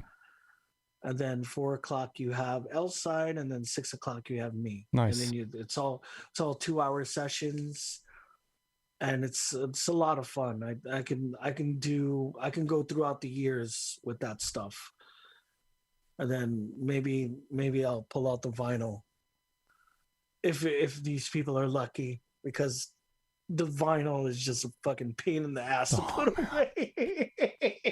You gotta clean it. Gotta clean it, man. Clean it. Gotta clean it. Gotta clean it. Also in the future, I'm gonna be doing a stream with L Double to celebrate his Base 2 Dark release on Metalheads. Nice. So that's gonna be fun. And I'm gonna be featured with Cybergroove for a mix coming in June, which I have to finish in the next couple of days. So that's gonna be good, because I'm glad that they recognized me by doing the Juice Drum and Bass stream. And that Juice Drum and Bass stream was a lot of fun for me, because it's a challenge, because I'm not really like a liquid guy. So, I kept it kind of funky, and then put a sprinkle of like the harder stuff in there, and then I got out of it. So it was fun, and it made sense. It made sense. So good stuff, man. Yeah, man, that's about it in the pipeline right now. It's a good amount. You got a lot going on. Yeah, man. It's good. You don't want to overwhelm yourself, so you got to have a happy medium. No. Keep everything manageable. Get that happy medium. Yeah, it's important. And then it's Brazil. Nice, then man. I go good to Brazil. For you. Mm-hmm. It's my first time. It's like one of my dreams to go to Brazil. Yeah, that's excellent. So I can't wait, man. It's excellent. There's going to be a lot of pictures being taken, lots of video, and and it's not boasting. It's just me being happy. Oh man, there's nothing wrong with being excited about it. You should be. Yeah, man. Well, because they're like, have you ever been to Sun? Have you ever been to Sun and Base? Man, I haven't been anywhere. Dude, you need to go to fucking Sun and Base, Kev. Listen, I just need to get out of Ohio first. Why are you in Ohio, man? That's where I live. What do you mean, why am I in Ohio? I live in Cleveland. Man, you gotta get out of there, bro. Come on, I don't need to get out of there permanently, but I mean, like, at times, yeah. No, not permanently. No, I like it here. But like, my family's here. Everybody's here. Where are you in Ohio? Right out the suburb right next to Cleveland. It's called Lakewood. Oh, you're in Lakewood? My How do you ex-girlfriend. know what? My ex-girlfriend lived in Lakewood. Get out of here. Yeah. You know Jay Lee? Of course I do. Of course I do. I dated her for a while, man. You did? Yeah. This is weird, man. That's another reason why I know your name. This is weird. This is weird. I even went to that before that place burned down. The that little the Greasy Spoon fucking late night spot in Cleveland. Which one burned down? Which one burned down? This oh, wait a minute. Frank's maybe. No, it was hot dog place? I've been to Frank's. Was it a hot dog place? No, it was like it was real fucking shady in there, man. It had like a counter, and it had like 3 tables, and it was like yellow inside. It was like one of those like Greasy Spoon late cap. Well, there's quite a few. But this one is famous because even Drew Carey talks about this shit. Man, it's gonna drive me crazy. I'll have to think about it. Even Drew Carey knows about he's been talking about this place in fucking his shows. Steve's. Yes. Steve's, not Frank. Steve's. Yes. Yep. Steve's. Mm-hmm. Been there before it fucking burned down. The hot dog spot not too far from Frank's. Frank's is a dope space. That's a very unique place. Frank's. I was thinking That bar is weird, but I like it though. I like that shit. I like you. I think I need to go back out there. you can come back out I here. need to go back out. I need to go back out there. You want to know why? We got it going on now, man. You guys have Listen, the best Cleveland's the record new stores. Cleveland's the new LA, man. Yeah, right, dude. Yeah, right. Okay. I'm telling you. All right. You'll see. I did go to Progressive Field. I did go there. I saw an Indians game. That's there. cool. It's pretty cool. Yeah, Cleveland's all right. I like it. Cleveland's all right. I run this shit here. I run these streets in Cleveland. That's why I like it. I can't leave. Shit is real in the CLE. Hell bro. yeah, it is. I ain't playing. Oh man. You see my shirt? What do you think that? We throw it up. Wow. Machine Gun Kelly. Yeah, see what I mean? Yeah, man. I know, bro. I ain't playing. I know. Shit is real. Shit's out real in here, man. But yeah, Lakewood. I'm glad man, you recognized. That's fucking crazy. Like that's bizarre. That's so fucking crazy. It's weirded me out a little bit. Where did she used to live? She used to live by the train tracks. Forgot the area where she was at. But so weird. Small down world, the man. street, down the street there's like all these like shady bars. Well, Yeah, Lakewood is full of bars. Yeah. Full. That's all there is. I've never seen is anything over like there. it. There's like 600 bars in the city. I'm not even joking. It's crazy. Bars. The streets are That's just all there is lined out with there. bars. Just bars. Just bars, and then you see like a random gym place. Yeah, gym And then it's just bars. yeah, random like laundromats and Mark's food place. Yeah, Dollar Generals and yeah. No, Mhm. Lakewood's cool though. I like it. It's cultural crazy. without getting like too suburby, if that's a word. You know, it's cool. Yeah, it's still kind of, it still has that urban feel, even though you're away from it. Yep. But yeah, man, I was over there I played in oh god, what's the fucking place? The tavern? Euclid Tavern? Yeah, the one with the big stage. It's a big place. It's a nice place. Beachland Ballroom? Beachland Ballroom. Yep. Maybe? I don't know. But that is a big stage. I played there. I played there with Marky. Man, I don't even remember when that was. That was 2016. Jeez, I don't even remember that. That's not surprising. That's not surprising. I think it was 2016. That's not surprising. Yeah, it's 2016. Man, I don't know anything. Because he just dropped his album. But yeah, I played in there. It was fucking so much fun. Yeah, Cleveland's all right, man. And then Veronica. Oh yeah, Veronica's great. She's like, man, can you so play much support. Midnight? I'm like, Midnight? We're 20. I play LK 16. for her. Like I play LK for her all the time, and there's certain songs she wants to hear that I always throw on. Man, she's been around so long. Man, I gotta play stuff for her. Oh man, she's cool people, man. Yeah, Veronica's cool people. Yeah, she's great. Such a supporter, cool. man. Like always at every event, every single drum and bass event, she's there. So you know what's this fucking guy? Thank you, Future Class. Appreciate it. Thanks for tuning in, man. Really appreciate it. Peace out, Future Class. Thank you for passing through, man. Yeah, thank you, everybody. Extremely grateful. Thanks for listening and watching. what's this guy? Guy that plays on a radio station. He knows Just too.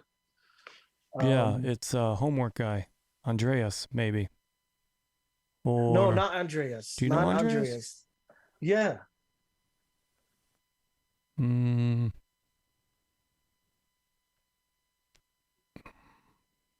Was his name Stu? I forget his fucking. That's so bad of me, man. Because he's every time I went out there, he's always come out to hang out with me and Jess. hmm. Fuck, what's his fucking name, man? Oh man, that's so bad, so bad. Well, we have matching Natty Dub hats on. Well, not matching style, but we do have Natty Dub hats on. Yeah, I don't have the sticker on mine still, but we gotta represent the squad, man. Gotta represent the squad. we're like a clan. But yeah, man. But I specifically told him, Man, I want one this. of those, man. I like that camel one. Yeah, the camel with the black stripes is sick. I got black on black because I'm just such a dark-souled person. I got mine murdered out. Right? Oh, Isn't that what it is? man. Murdered out. All black everything. Hell yeah. These people know I mean business when I'm walking down the street. I ain't messing with that dude. He's murdered out. Oh man. It's all Fucking about the Kevin. appearance. You gotta look intimidating. Yeah, well, my beard's that's not another normally thing, this too. long, man, you know, so I'm just That's- growing, you know that's what a- I mean? Like, look sketchy, and people are like, ooh, I don't know. But that's another thing too that drum and bass people have to realize that when you go up on stage and when you play, when you DJ, you have to look presentable, right? I'm gonna work on it. I You look have to presentable like most of the time. You're a part of what's You gotta going look on. drum and bass. Yeah, well, the only thing is this beard right here is kind of a pandemic thing. It never really gets this long, and it's not really a beard guy. The only reason I keep this beard, is because my lady likes it.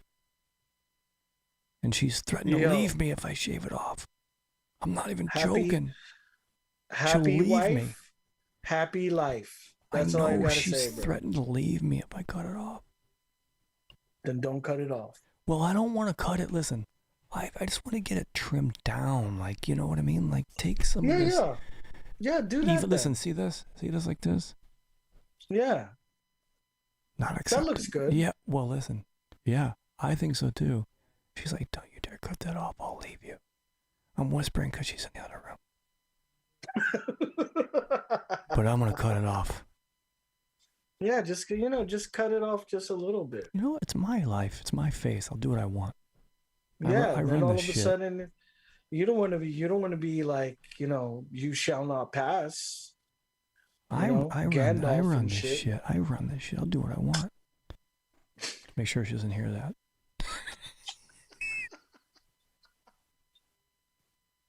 So I keep like, looking. I heard that. She'll be standing right next to me. I'm like, I wasn't just repeating what he was saying.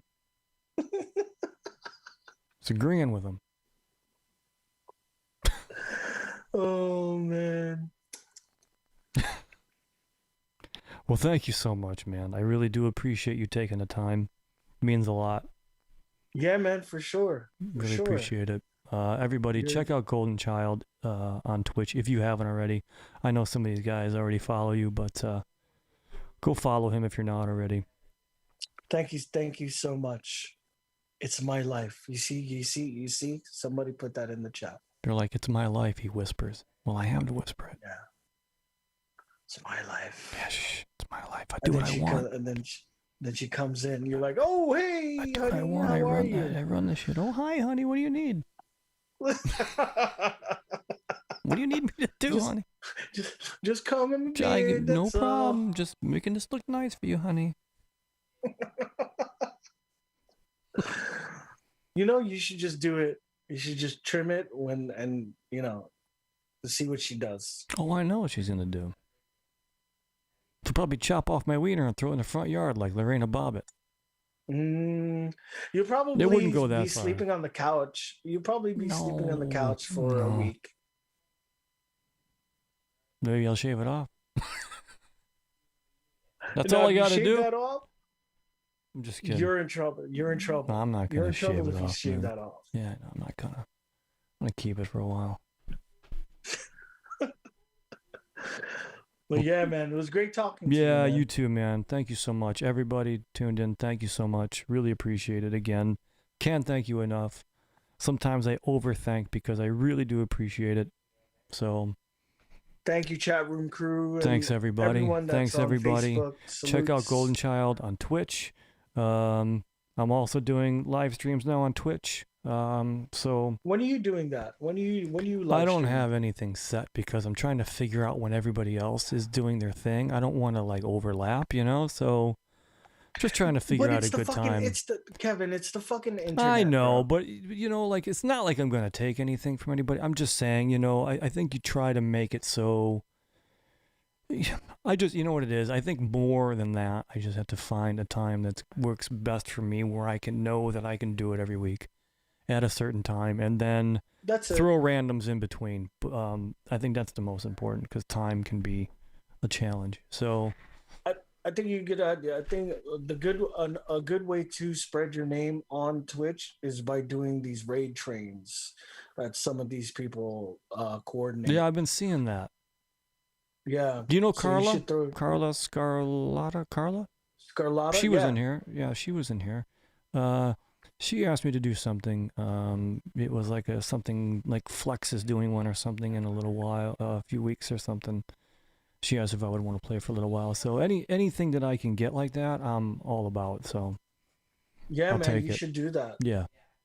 Flex your shit out, test some stuff out. Yeah.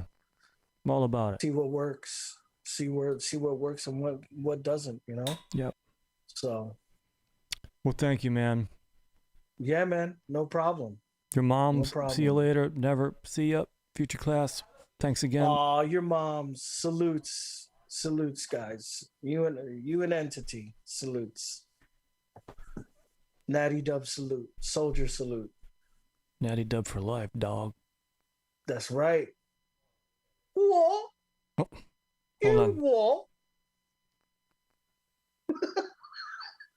You what? Are you fucking kidding me? Mate, what is that face you're making? You look like a fucking. You look like a wanker, mate. You look like a wanker. You look Like a like one of them complete Japanese poof. tourists with the fucking camera around his neck. Fucking hell, Fucking hell, yeah. You're- Yeah.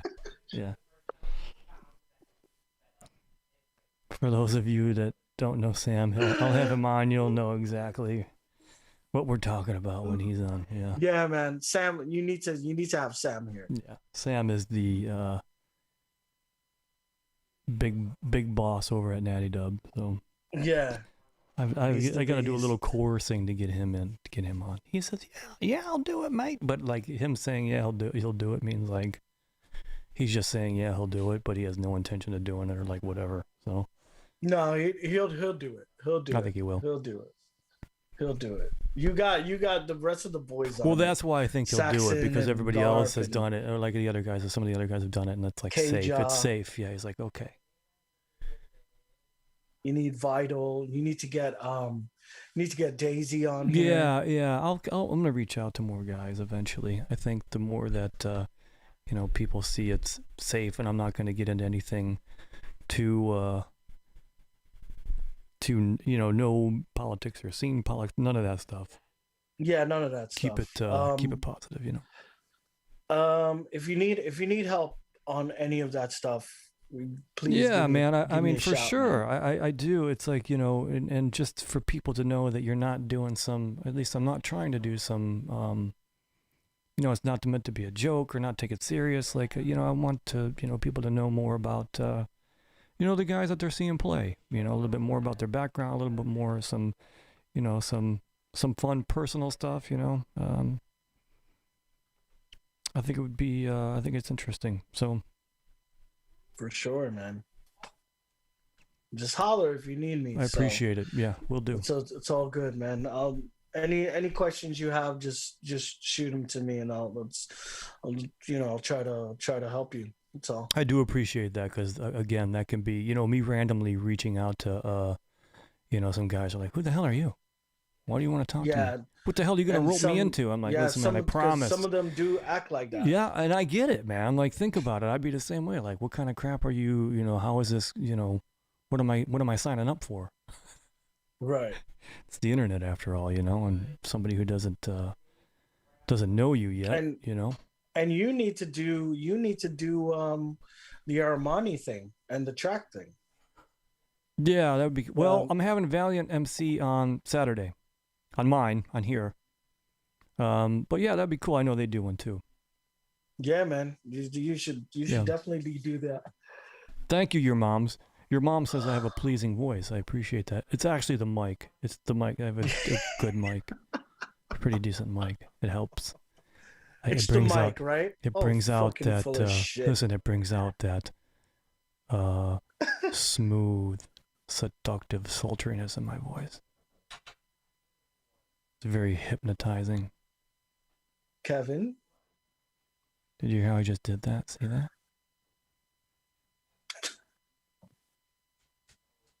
Oh man. All right. All right, man. Thanks again. No problem. I will see you soon on Twitchland, and I will see you guys on Twitchland. Later.